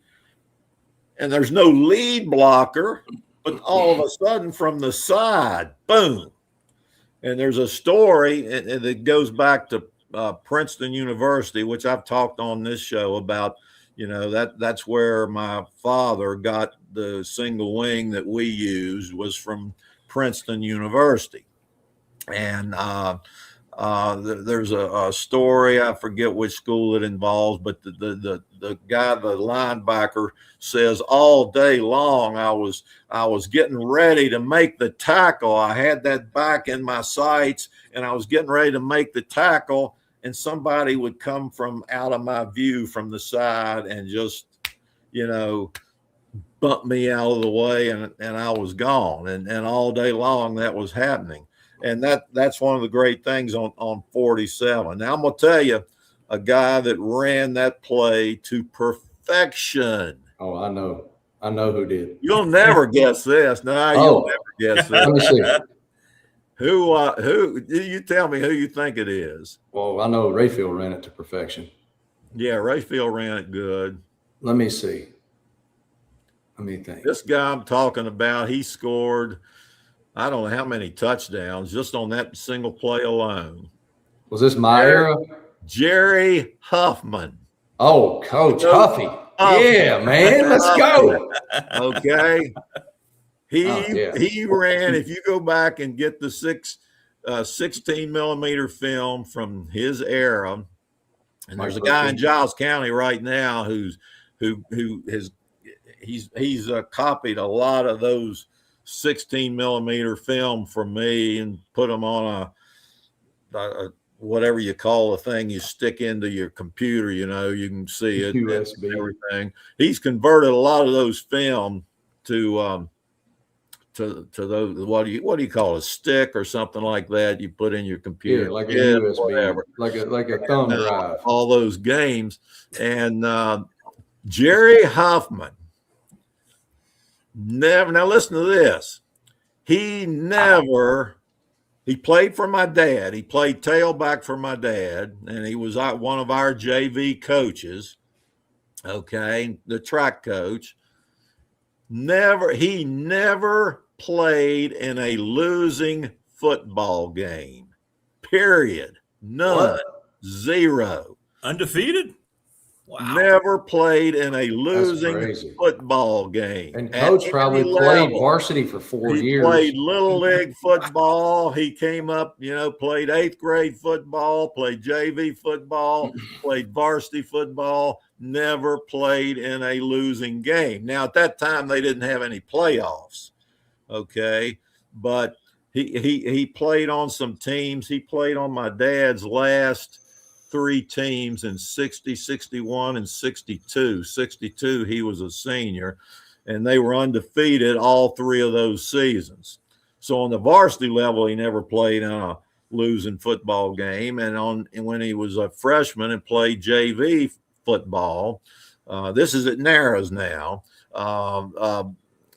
never played in a losing game, and on down the list, little league or the works. Think about that. So he never played in a losing football game, but he loved 47. Me too. And he ran it to perfection. And the story goes, they were playing over at Pulaski one night. All right. And of course, that was the old Pulaski high school. They played their games on the field that's now the pro baseball field. It's a baseball field there in Pulaski Park. At that time, they played. It was just Pulaski High School, and Dublin was still separate. They hadn't consolidated yet. So you had Dublin, which had their football team, and you had Pulaski, which had their football team. And Pulaski played their games down there on what's the baseball field. They played baseball and football, and then a lot of the places were like that. Down at Narrows, that field that was a baseball field at one time, and then they played football on it too. But I remember they were playing over at Pulaski, Jerry's senior year, and he ran. Supposedly, Dad called a play. He called our favorite play, 44. All right, and he was calling the plays with his tailbacks. And Jerry was one of them. Jerry was a really good running back, but he wasn't as good passing the ball. But he had another tailback who was an excellent passer and an adequate runner, okay? And he called the plays with those 2 players. Well, he calls 44. Jerry goes into the game, and he says, okay, boys, 47. We're running 47. Okay. And so audible. They run 47 from about midfield, and Jerry breaks through the middle of the line and scampers down the field, touchdown. And he comes out of the game, and Dad's kind of upset, but he can't be too upset because he got a touchdown on Jerry's call. But he gets on Jerry a little bit. He says, Jerry, I thought I told you to call 44. And Jerry says, Coach, all the players out there just wanted to run 47. So I said, but anyway, that is just a beautiful play. And let me add this on this play. We went up to, was me, Coach Edwards, Coach Don Lowe. Okay, the three of us. Now, this goes back to the early 80s. Legends, man. We drove up to just outside Columbus, Ohio, to the last college, or one of the last colleges to run the single wing. Gosh, what's the name of that school? Ohio, did you say? In Ohio. It's a Division III school, but there was an article in Sports Illustrated about them at the time, because they were one of the, I think maybe one or two college football teams that still ran the single wing. Denison University? Denison University. Boy, okay. Rick's on his AI game today. Yeah, man. I'm cheating, but I'm looking it up. Yeah, well, I'm glad you are. Denison University. We went up there. I'd called up there because I saw this article in Sports Illustrated, and so I called up there. Their coach at the time, his name was Keith Piper. He's dead now. He's died since we went up there, and but I called up there and I asked him, "Hey, Coach, we run the single wing, and we'd like to come up there and sit down and talk to you, and maybe we can learn something from you," which we did. We drove up there, and God, he was nice as he could be. And he showed us all kind of film. And God, he had a playbook that was like yay thick. I've got a copy of it right now upstairs on my desk up there. And that's cool. He had a quarterback by the name of Sampson. His last name was Sampson. And he had played at the time the triple option, the wishbone and all that was very popular. And he had played this kid named Sampson had played high school football down in Florida as a wishbone quarterback. So he was good at running the option. Okay. Now, if you go back in single wing history, it's kind of like rugby in a lot of ways. There were built-in options to pitch the ball, not just in the backfield like we would do now with a triple option play. You fake the dive, and then the quarterback comes on down the line and he first of all reads the defensive tackle, and then he reads the quarterback, and he may give it to the dive back, he may keep it himself, or he may pitch it to the pitch back. Well, if you go back in the history of the single wing, they're pitching the ball all over the place. Okay. And it's designed, like, for example, on our 46, where the tailback keeps the ball up inside the defensive tackle. You trap the tackle and you keep the ball up inside. But you can send that fullback around the end, and that kind of influences the defense up front, okay, and sets up the blocking, but it also puts him in a position to be a pitch back.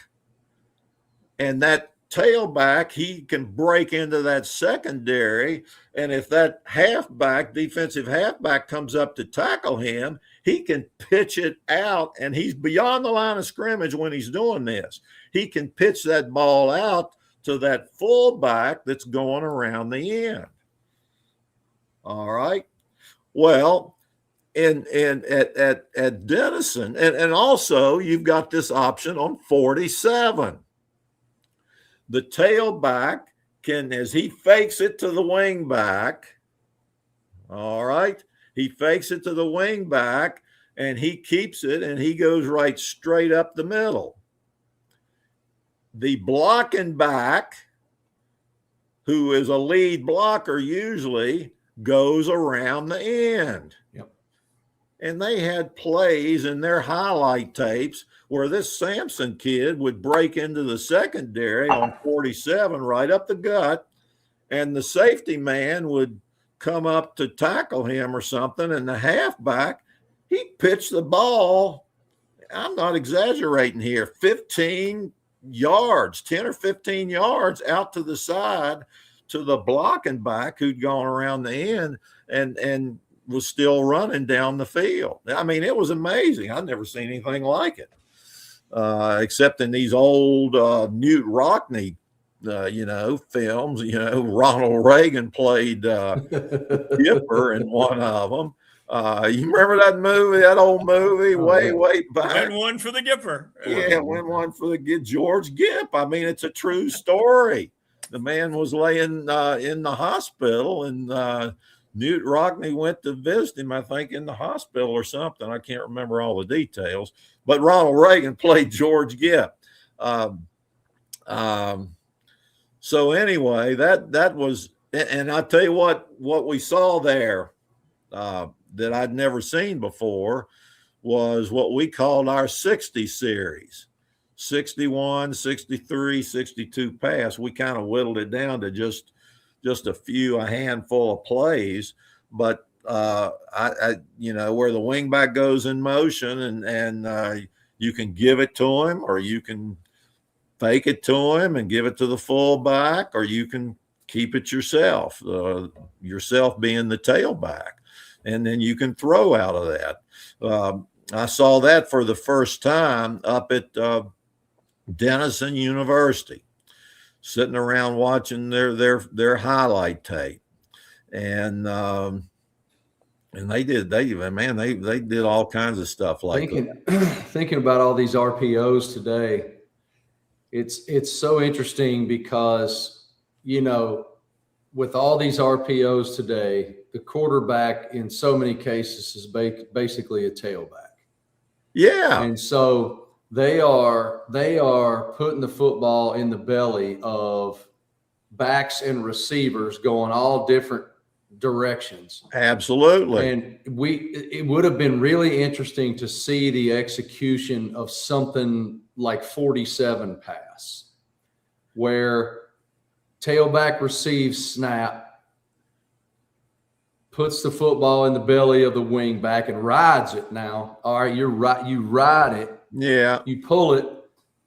Backside tight end is, running the seam or running a post or whatnot, because obviously when you put that football in the belly of the wing back and ride it, every one of those defensive backs is coming up. Yeah. Well, my dad had a play that they ran a lot back in the early 60s. Now the tailback didn't ride anybody, but he got the snap and he started towards the line of scrimmage, like it would be like 46. Okay. And then right before he reached the line of scrimmage, he would just on the run, just jump up, and the left end would be coming across, and he would hit him with a pass on the run. And at that time, Narrows had a left end by the name of Dan Flegger. Oh yeah, he was great. And he was a man among boys. Now, this was like in 60, 61. All right. Dan was a junior in 60, and he was a senior in 61. And at that time, there was no weightlifting, or anything like that. Your weightlifting was putting up hay, and just doing whatever you do. I can remember my brother, who's 5 years older than I was, the big thing then when he was in high school was isometrics. Y'all know what isometrics are? You push against an immovable object. Okay, so you've got like a bar that's bolted on each ends to wooden columns, and you do curls, but it doesn't move. You're there just pressing as hard as you can against that bar, doing a biceps curl. but the bar doesn't move. And you can build muscle like that. The trouble is it's only kind of in that one position. But again, I'm getting off track. There wasn't really a lot of weightlifting back then. All right. There might have been a room somewhere, where the janitor kept his brooms, and there was a barbell in there with a few weights you could stick on it, And but anyway, Dan Fligger was a man among boys. And by the way, he officiated. He was an official in the Virginia High School League. He lives down in Salem. He officiated high school football for 50 years. And in fact, he called some of our playoff games. We would very seldom get him for a regular season game, but occasionally we would have him for a playoff game. But he was like about 6'5" and weighed 215, and he could run like a deer. And I remember they played over Dublin one night. I guess that would have been his senior year. And they ran the play I'm talking about, where the tailback started in there and just jumped up and hit him on the run coming across the field. And he caught it on the dead run. And the safety man for Dublin came up to tackle him. He didn't have a chance. Dan just took him with his left arm. It wasn't a stiff arm. It was a SWAT arm. He just took him and just swatted him away like he was a fly or something, and went on down the sideline for about 50 or 60 yards for a touchdown. So they had a play, it wasn't play action, but kind of it was. And then you'll see these occasionally on TV.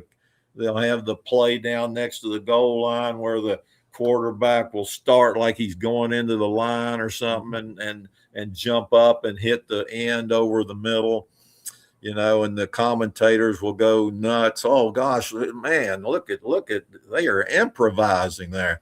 I'm thinking, man, I saw that 50 years ago. And of course, and what's his name? The coach there at Kansas City, and his quarterback.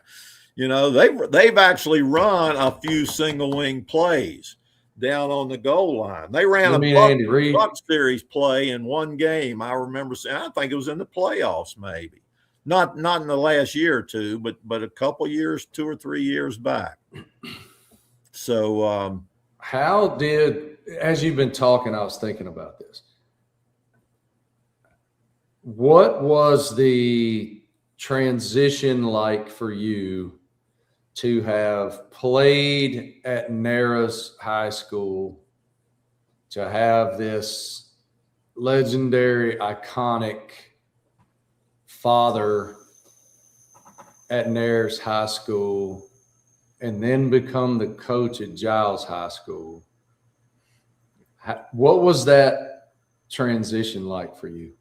Well, that's a really good question, Marty. And it's a great question. I kind of don't even know how to ask that. I think it was more difficult for my dad than it probably was for me. But let me. My mother, she never missed a football game, and she started going to football games in high school down at Narrows in high school. And she had lived as a young girl up and down the East Coast. Her father was a traveling salesman. She lived in Charleston, South Carolina, Ocean View down at Norfolk. But her family, her mother, my grandmother, she was from Giles County, specifically Narrows. Her father was from Georgia, Savannah, Georgia. His family was from Savannah, Georgia. outside Savannah, Georgia, a little town called Rincon. If you go down I-95 right now, there's an exit, Rincon, Georgia. Okay, that's where my my grandfather on my mother's side was from, that little town, that little area there. Okay. But anyway, Mom, by the time she got into high school, she was going to Narrows High School. You know, she lived in Narrows, and that's a long story about her father and what happened to him and so on. I don't want to get into that, but essentially she was raised by her mother. Okay, once she settled in Narrows, she went to every football game. Okay, at Narrows High School, and at that time they played football games, high school football games in the afternoon. They hadn't started lights yet. Okay, and Dad was coaching. He started football down at Narrows. I think it was 1931. He came out here in 1930, and old Jeremy Haymore, who wrote that book, okay, is he's got a little thing going on. I guess I don't know what you call it. It's on. You can get it on your phone. Somebody sent me a copy of my dad's first day in Narrows, Virginia. Oh, that's cool. And he came from Lunenburg County, who we beat in the state championship game. Yes, he was raised in Lunenburg County on a tobacco farm. And you talk about hard work. That is hard work. We would go down there, and he would take us when we were kids out to where he was raised. And he was raised in a house that was essentially a log cabin. Part of it was built around the Civil War time. And in fact, his grandfathers, now this seems impossible, both of his grandfathers, who are my great-grandfathers, both of them fought in the Civil War. Now, that seems impossible. That's insanity. Yeah, that's crazy. Now, I think they were very young, maybe like in their teenage years. Okay. Wow. All right. So anyway, and my dad was his schooling in elementary school and high school was just a one-room classroom out there in the country. I mean, a square, and essentially, just a one-room school. From there, he went to Lynchburg College, and he'd never played football. They didn't have enough players for a football team. The only thing they played, and there wasn't any such thing as a gym, the only thing they played was baseball. He loved baseball. He played baseball growing up. He played catcher.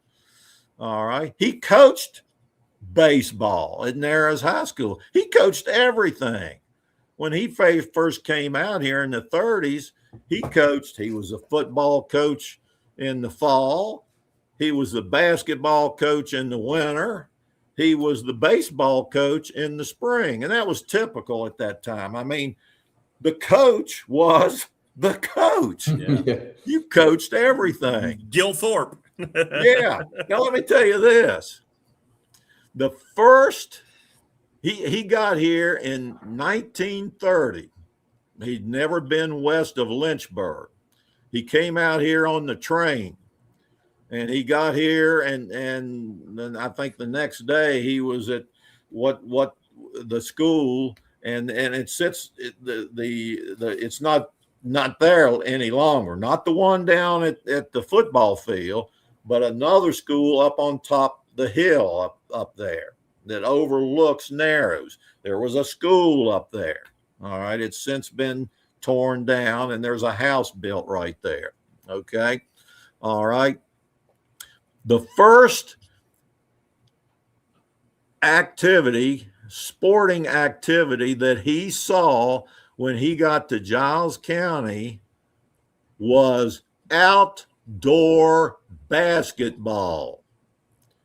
Narrows was playing Pearisburg High School, and they didn't have football team. I don't guess either one of them. I know Narrows didn't. And it was in the fall of the year, and they're playing outdoors on that same field that Narrows plays their football games on right now. The basketball court was down there on the end away from the school building down there.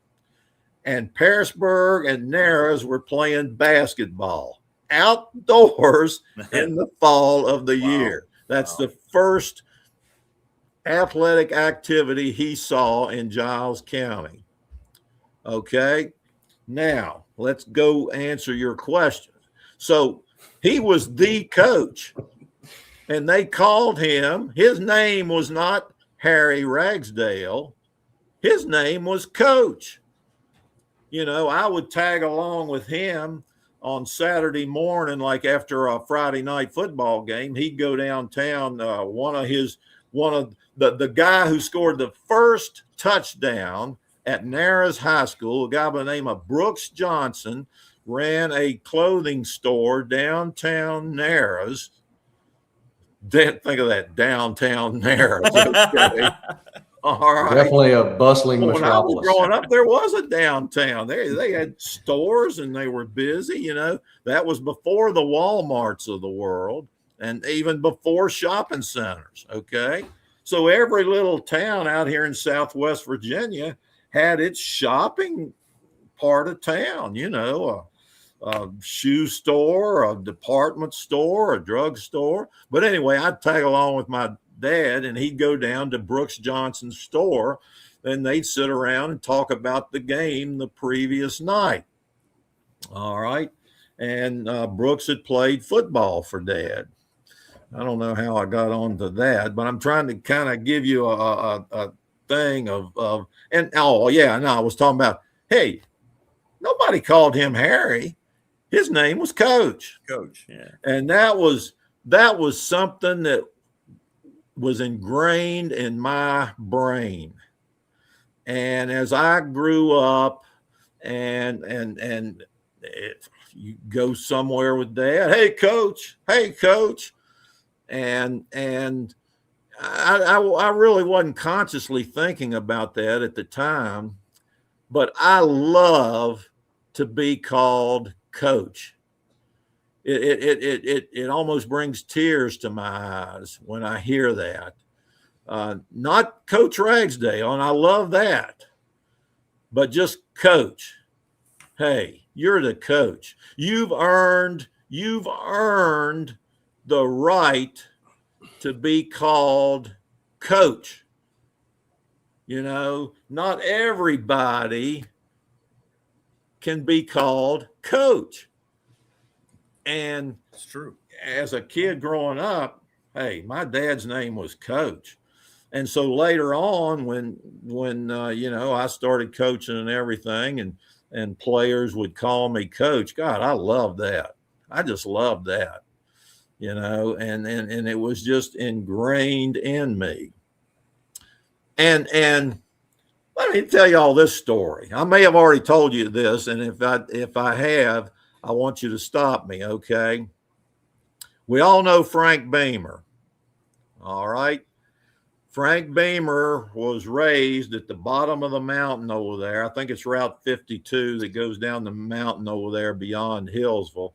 He was raised down there, and he played high school football for Hillsville High School. My older brother, I've only got one brother. He's older, 5 years older. He played against Frank Beamer in high school. Coach Beamer was the quarterback at Hillsville High School.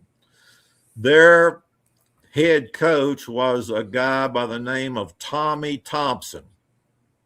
All right. Tommy Thompson had gone to Pearisburg High School and played football at Pearisburg High School against my dad's Narrows High School teams. Okay. And then I think he went to Emory and Henry and he ends up as the head coach at Hillsville High School. Excuse me. Well, his mother lived here in Pearisburg. In fact, when I first got married, well, actually before I got married and was coaching a single, I bought a little house out in Fairview Acres. That's on the left going out of town on Route 100. And Tommy Thompson's mother lived right behind me. And when I was growing up and in school, when we would go to church on Sunday in the fall and come home from church, and Tommy Thompson would be sitting on our side porch. All right. He was the head coach at Hillsville High School. Now, you picture something like this happening now. He would be sitting on our side porch waiting on us to get home from church. He was the head coach at Hillsville. He'd been coaching about 3 years. Frank Beamer was playing for him. He being Tommy Thompson, went up to the Baltimore Colts and sat down with their coaching staff. And that was, they're now they moved out of Baltimore and went, I guess, to Cincinnati. Ended up being what used to be the Baltimore Colts. Johnny Unitas was their quarterback. Lenny Moore was their running back. Raymond Berry was their great receiver. They were one of the top NFL teams. So Tommy Thompson goes up there and sits down with these pro coaches, and they show him their pro style offense. Okay. Two running back, your typical pro set, two running backs, tight end, split end, flanker. All right. He comes back. He did that because he had Frank Beamer playing quarterback, and he knew he had a good one. And they installed that pro-style offense at Hillsville High School. Well, nobody around here had ever played against anything like that. Most of the teams just ran a straight T. Quarterback's under center, and you got three backs back there in a row in the backfield. All right. But here Hillsville was running a pro-style offense. And one night against Hillsville played, I think it was Dublin. And Frank Beamer had an ungodly night. I think he threw 20-some passes, which was unheard of in that day and time. And he only had like one or two incomplete passes all night. All right. Okay. So Tommy Thompson's done that. And now he's sitting on our porch waiting to talk to my dad. Now, this is when they first started film, 16 millimeter film that I talked about earlier in these high schools in Southwest Virginia. And you film the game on Friday night. An outfit out of Roanoke made a loop. They came down there was no Interstate 81. They came down 460, went on out through Claypool Hill and Lebanon and Abingdon, and then came back up Route 11, which was runs parallel to what's now 81. And they picked up these reels of 16 millimeter film from every high school along the way. High schools were just getting started filming Friday night games. Okay. They would take them back to Roanoke and they would process them on Saturday. Saturday evening, they'd make the return route and they'd drop the finished product off in each little town. Nara's high school's games were dropped off at the sheriff's office here in Pearisburg. And so Dad would come up Friday afternoon, Friday evening. I'd tag along with him, picking up the game film. Then he would watch it on Sunday, throw it up on the dining room wall. And Tommy Thompson would watch it with him. Now, can you imagine that? No. I mean, can you imagine me sitting down with Norm Linneberg or Coach Christ over at Blacksburg, and we're watching our game of the ball game Friday night? But this is the absolute truth. That's cool. Dad would have the projector, and he'd be running the projector, and Tommy Thompson would be sitting over here in one of our dining room chairs, and I'd be sitting in the third chair between the two. And the three of us, and I'm like, what was I in 61? I was 10 years old. All right. So I'm sitting there with these two coaches watching the game film of Friday night. Now, Tommy didn't bring his game film along, okay? But we're watching this stuff. And that's where I learned the single wing right there. I mean, I learned it watching it with my dad, okay? And then on Sundays with Tommy Thompson. And heck, when I was 12 years old, I could diagram practically every play that we ran when you were playing. All right. I already knew them. And then I got some nuanced stuff, like I got some up at Denison University, some that really helped us out. And then I kind of, tweaked things myself. And but basically it was the same thing my dad ran that came from Princeton University. All right. And I've told that story, I'm pretty sure. All right. And but my mom would tell Dad, after Coach Thompson would leave, she'd say, Harry, you're going to keep showing him those films and talking to him in there, and he's going to beat you. He's going to beat you. Well, Dad's very last year, 1962, Jerry Huffman is a senior on that team. My brother is a junior. Naras is riding a 2-year winning streak. They were undefeated in 60. They were undefeated in 61. And they were just getting started the season in 62. All right. They played 1 or 2 games. They go over to Hillsville to play Hillsville. Now Frank Beamer, I don't think was the quarterback on that team. I think he came along the next year. But at the end of the third quarter, Hillsville was ahead by a touchdown. All right. And Naras had to come from behind, which they did, and won the game something like 14-7. Okay. Now, let me tell you this. Just this past weekend, my younger daughter, Margie, was here visiting. She lives down in Roanoke now. And I don't know, somehow she's getting married, all right, next May. And she wanted to get a picture of my mother and her when she was just a little girl together to show, have it at the wedding. So I got to digging into some old films and stuff like that. And I came across this letter addressed to my dad. Now listen to this. Guess who it was from? Tommy Thompson. Tommy Thompson. It was a letter from Tommy Thompson addressed to Dad when he retired from coaching.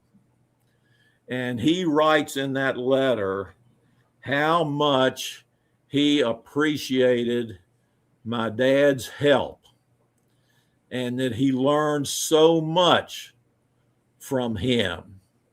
And that, I mean, he just goes on.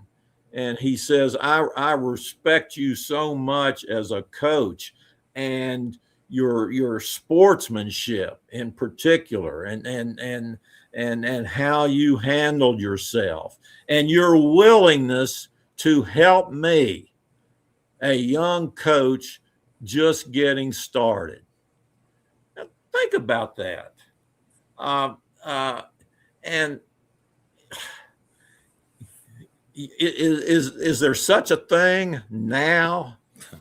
Well, certainly not with the written word. No. I say, Coach, I say all the time when I speak to assemblages, when I speak at events, and certainly when I speak to young people, young, impressionable college students, high school players, college players. The first thing I say to college players is, when we leave here today, I want you to do me a favor. This is your homework. Pick up the phone and call your parents. Pick up the phone and call your parents and say, thank you. Thank you for your sacrifice, because what y'all got to understand is you are your parents' dream. Everything they've done is to get you to a place where you could fulfill your dreams and thereby their dreams. So that's your homework. Number 2, get your parents for your birthday, Christmas, go out there, get some stationery that's got your name on it or your initials, get a nice pen.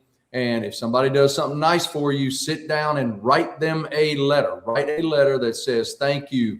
Thank you for believing in me. Thank you for offering our most precious resource, time. Thank you for giving me opportunity, because if you do that, that 2 minutes of your life buys you forever in that person's soul. Yep.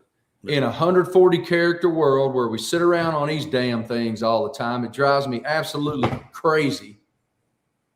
If you do that, it is so impressionable. It is a lost art. Yeah. And I write hundreds of them a year. Here's what I want to throw in. And this was important. And I learned this from Dad. And I go on about my father, but my gosh almighty, I wouldn't be sitting here doing this now, if it weren't for him. And but he believed in sportsmanship, as did the other coaches. I mentioned earlier that he coached baseball, and I've heard people say, yeah, Coach Ragsdale would during the baseball game, he'd go up on the side of the hill with Coach Brown over at Blacksburg, and they'd sit there on the side of the hill while the baseball game was going on and talk football, but they were competitors, but there was good sportsmanship. And at that time, one of the clubs in Roanoke used to award a sportsmanship trophy to a high school for their good sportsmanship. And Dad's team won it one year, and the trophy set up in the shelf at home along with the district championship trophies. He was just as proud of that as he was the district championships. And of course, at that time, the old New River District, it was formed in 1960. Okay. And from old District 6, which encompassed Bassett, Martinsville, all those schools down there, with all these schools up here. But sportsmanship was important. And that's something that I hope I did as a coach. I never liked, and I don't like it to this day, these demonstrations. I know they're just, in the end zone, after they score, and they're dancing around, and the announcers are saying, oh, they're just having fun, and I'm thinking, I thought playing the game was the fun. That's the fun. Why do they need to get in there and dance and talk smack? I'm thinking, talk smack my rear end. All right, just play the game. Play the game and play it like it's supposed to be played. Keep your mouth shut. play it clean, but play it hard, and I hope we coach this way. Oh, we wanted to play rough, absolutely confirm. and we wanted to be physical, but by gosh, I didn't want to see anything that wasn't supposed to happen. Man, when we did, and we started chirping. I had a couple of instances where somebody did something, and I had to take action. Well, let me tell you a story here, and this includes myself and my father playing high school basketball. We went over to play Fort Chiswell at the time, and at the time, Fort Chiswell was not in the New River District. But this one year they were, because they apparently had a larger enrollment. Usually they would have been single A. All right. But this year they were double A, and they were in the New River District, and they had one of the top teams in the district. Blacksburg was always one of the top teams. Pulaski was always one of the teams, and we were normally very competitive at that time. So we go over to Fort Chiswell and we're playing, and it's nip and tuck. And somebody, they had this real outstanding player, a guy by the name of Jackson, who was about 6'4" or 5, and big and strong. And I can't remember whether it was him or not, but somebody from Fort Chiswell stole the pass, and they were going down the court toward the basket. And I was the only person that had a chance to stop it, but I couldn't quite catch up. So while I'm running down the court, I say to myself, well, I just got to tackle this guy, because we can't give up a layup. All right. So I dive as best I can, and I'm able to grab this guy's ankle, just one ankle, with my hand. I'm stretched out. And I grab his ankle, and that trips him up, and he and I go sliding into the court down there. But I stopped the basket because he couldn't shoot a layup. I tackled him. All right. I thought I'd done a great thing. You'd be under the jail today. I get home that night off the bus. We got beat. They beat us. Got off the bus. And Dad was waiting there to pick me up, because I had, if I was going to walk, I had about it's at least 2 miles from the high school to where I lived. So he was there to pick me up. Of course, it was, dark at night.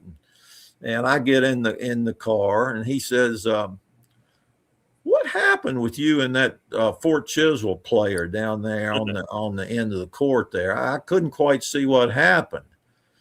And I was feeling like, oh, God, I did a good job. He'll be proud of me. And I said, well, I just dove and grabbed his ankle to keep him from getting that layup. He didn't light into me, really, or chew me out or anything like that. But he let me know in no uncertain terms that shouldn't happen. That's not part of the game of basketball.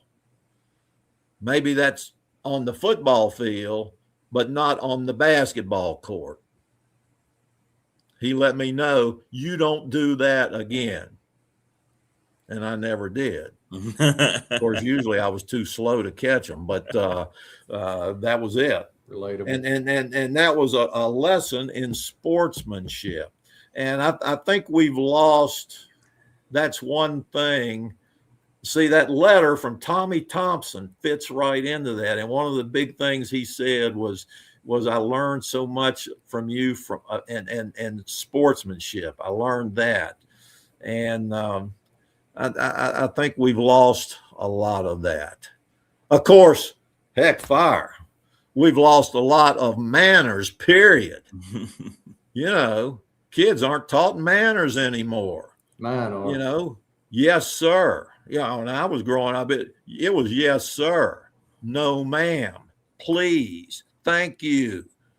Where my classroom was, Marty. Yes, sir. Down there on the end. Well, kids coming from the vocational school, they'd always knock on that door. I'd go out and let them in. and I'm kind of wandering off track here, but it got to the point where I'd open the door and I wouldn't get maybe one or two or three might say, "Hey, thank you, coach. Appreciate you letting us in." Yeah. The others would practically run over top of me, not say a word, not even acknowledge that I'm there. And it's not, I'm not saying anything about me. It'd be same for any other teacher, and, did you ever have personal fouls, Marty? Did you ever have any yellow flags come out? Oh yeah. Oh yeah. And it was just nothing more than arrogant stupidity on my part. And the one that stands out the most was when we were playing Central Lunenburg in the state championship game. Late in the game, I mean, we're holding on for dear life against a team that's won 27 consecutive games and is the defending state champion and has athletes just everywhere. They were a really good team, and they ran off tackle towards me, and the back was down or very close to down, and either the whistle blew or was very close to blowing or something. And I just ran over and just knocked the fire out of some guy who had his, wasn't looking at me. It was completely ridiculous. And I got a personal foul. And I don't remember if that gave them a new set of down. I don't remember what the context was of the situation, but I know this much. On the game tape, you can literally hear Jeff Williams say some very choice words to me at a very high level of volume. And I deserve, like, my teammates were so mad at me. Coach was so mad at me, and they had every right to be. It was just selfish. It was so selfish. And fortunately, it didn't hurt us to the point of being overly detrimental, but it was just really dumb. And on the basketball side, I had plenty of them where, your basketball is a unique game, man, because you're within a team structure playing against one person a lot.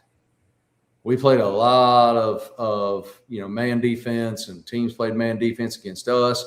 And our conference was loaded with talent, loaded down with talent. I mean, when I was in high school, our conference was 10 teams, 11 teams. Yeah. And a lot of those guys went on to be collegiate athletes.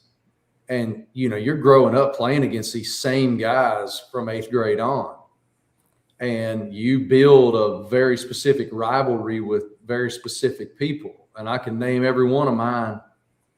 And now I just have so much respect for them as competitors, because I didn't all I wanted to do was win at the time, for any cost. I just wanted to win, and made some dumb decisions sometimes, and got my butt chewed for it, and deserved it. But ultimately, I think I was a pretty respectful competitor. Yeah, well, you can be a top-notch competitor, and you can compete like the Dickens, but keep it respectful, and play by the rules and all that type of stuff. I had a player one year in football. I won't name any names, but he stepped on one of our opponents. Christian Leitner on the ground, and he walked by and stepped on him or something like that. And I thought about it, what should I do? And, I always tried to take things like that and make it so that the kid would learn something. But unless it was just egregious, I wouldn't kick them off the team or anything, because, I think sports, just being out there, teaches you some things and teaches you some discipline and everything like that. But I made him write a letter to the opposing team. That's awesome. In which he apologized for his behavior, during the game. And I told him, I said, now look, here's what you're going to do. You're going to write this letter, and in this letter, I want A, B, C, D, E, and F. And if you can't do that, then don't come back. I've seen you later. You're gone. All right. And then he did it, and he came back, and he was a good player for us. And shoot, I did that type of thing with a lot of kids. Because, Marty, we practiced hard. I don't think there's anybody that practiced any harder than we did.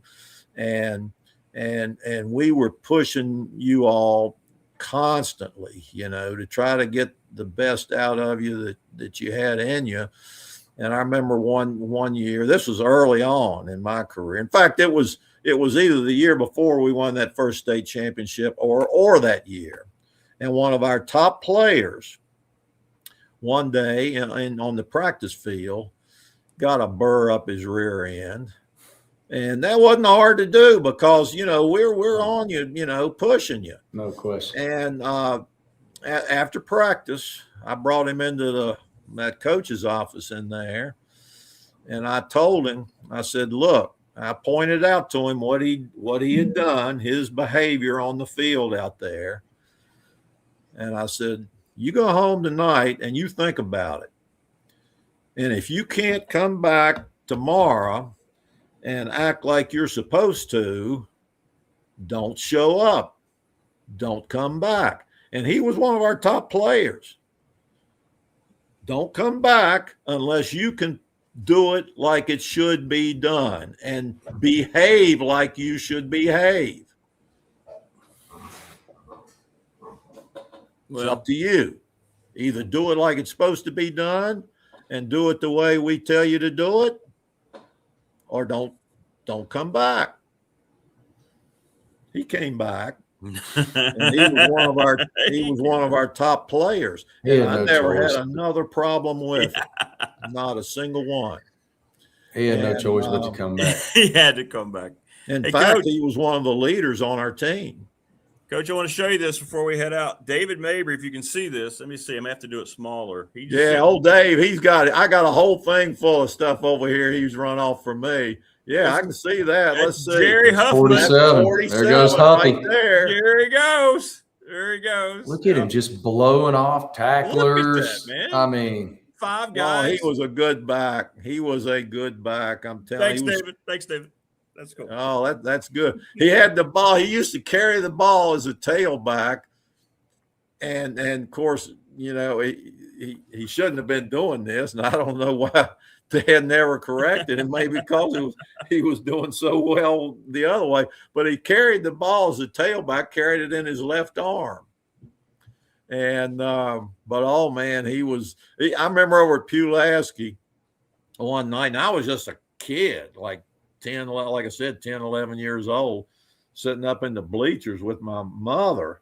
And he ran 47. It was probably the one I was telling you about earlier. And he jumped when he got to the hole, one of Pulaski's players was like laying down in the hole. He jumps over top of him. And then there's another guy that comes up to tackle him about the same time, and he makes him miss and goes about 50 yards for a touchdown. But he was a really good running back and very competitive. He was amazing. Played basketball, played tennis in the spring, ran track, ran the hurdles in track. When he coached us, he had a very interesting way. We were scared to death of Coach Ragsdale. But Coach and Coach Huffman just had a different disposition than Coach Williams had or Coach Kelly had. We were scared as hell of Coach Kelly too. But Coach Huffman had this funny personality that was so disarming and so relatable while also being such an incredible teacher of the game. And he was perfect on your staff for guys like me that had all of this insecurity about failure. And he had a great way of reminding us that you've done the work, you know the technique, just go execute, just go play. Yeah. And it was so good for guys like me and Bucky Burton and, guys I played with, that we were out there just doing our best to not screw it up. And he just injected so much self-confidence in us. He just said the man, and he taught me typing.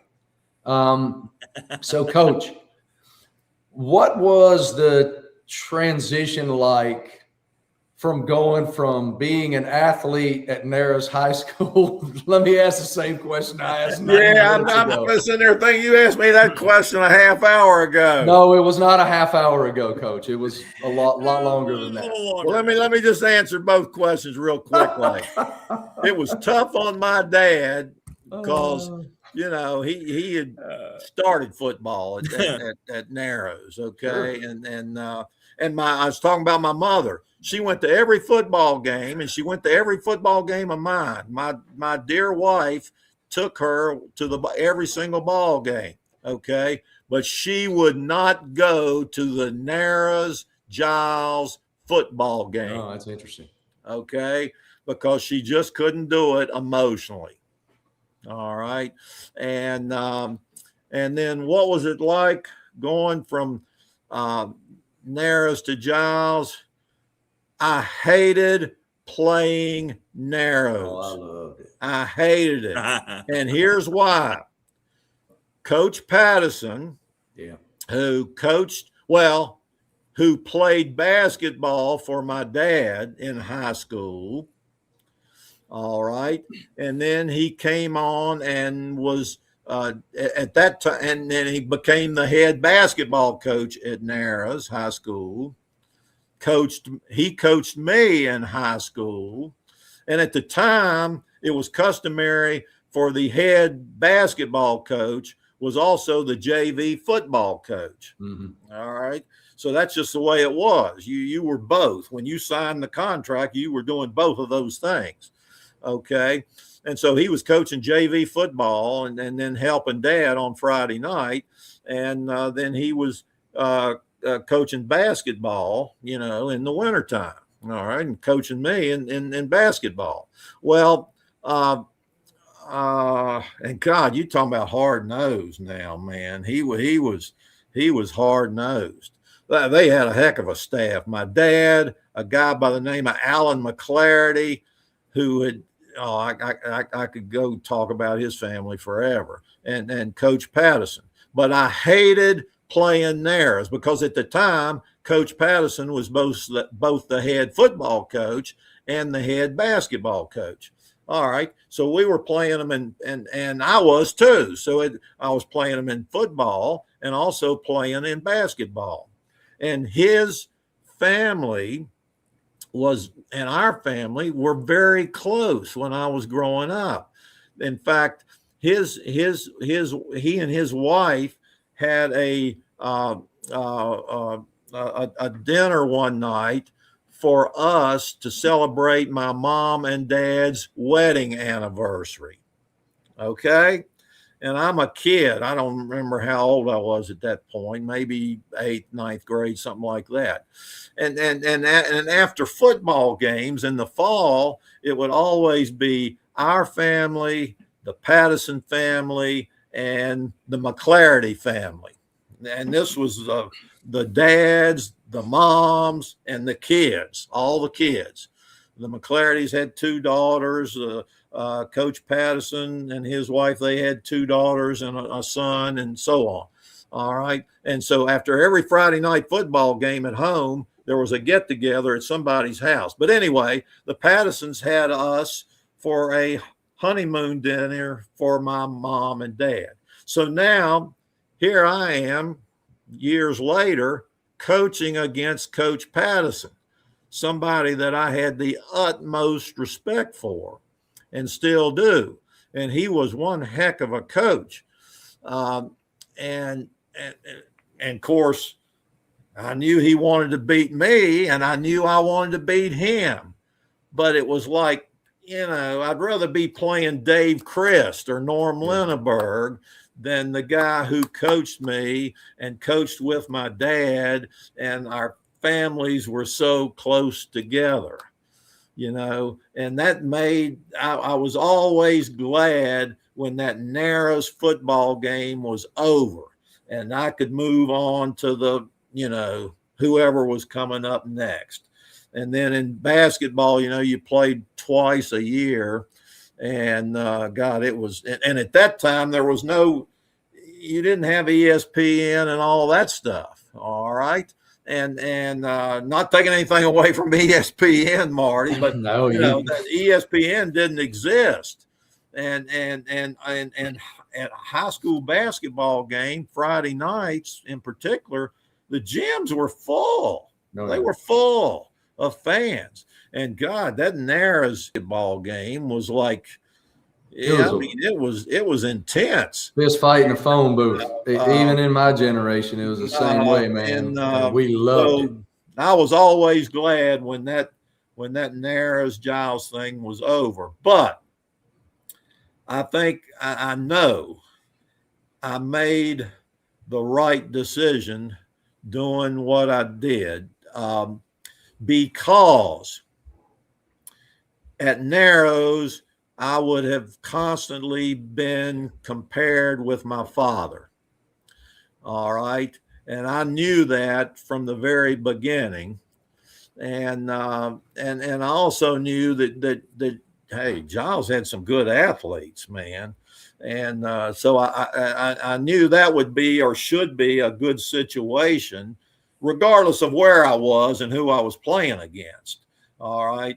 But particularly, it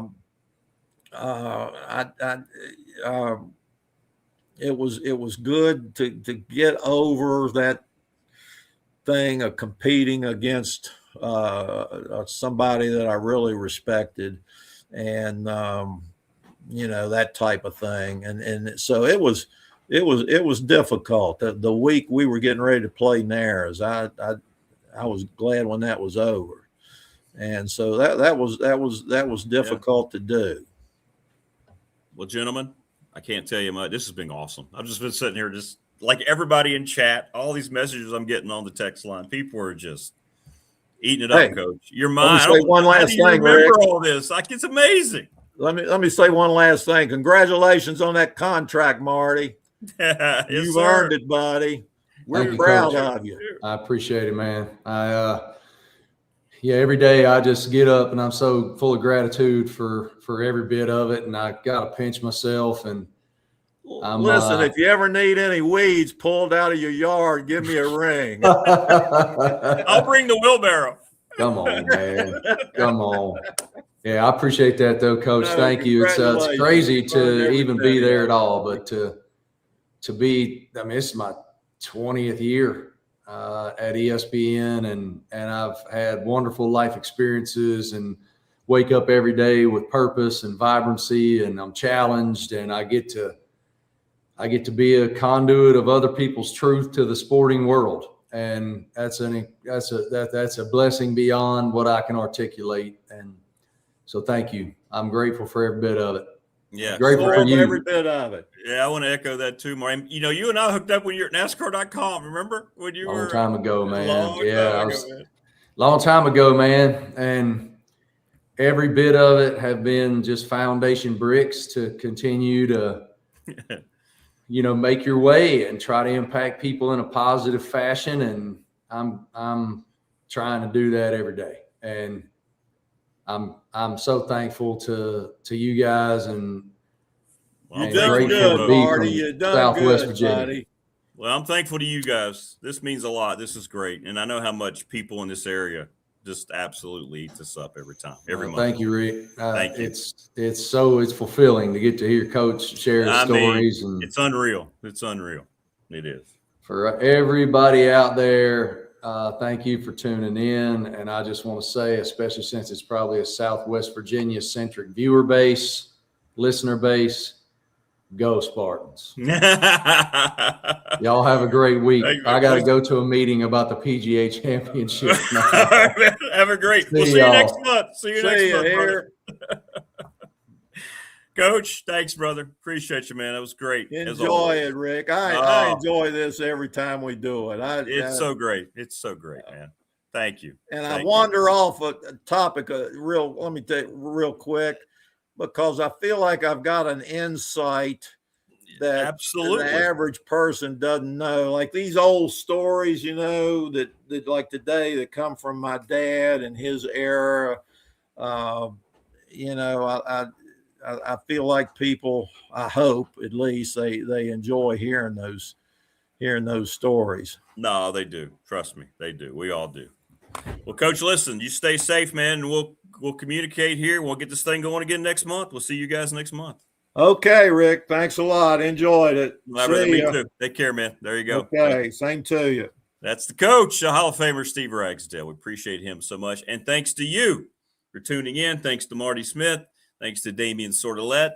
We will see you all tomorrow on the Thursday edition. Everybody enjoy your hump day. Go back and watch if you missed any of the last couple hours. Just it's gold, as many of you were saying. It's priceless. Take care, everybody. We'll see you tomorrow. Be good.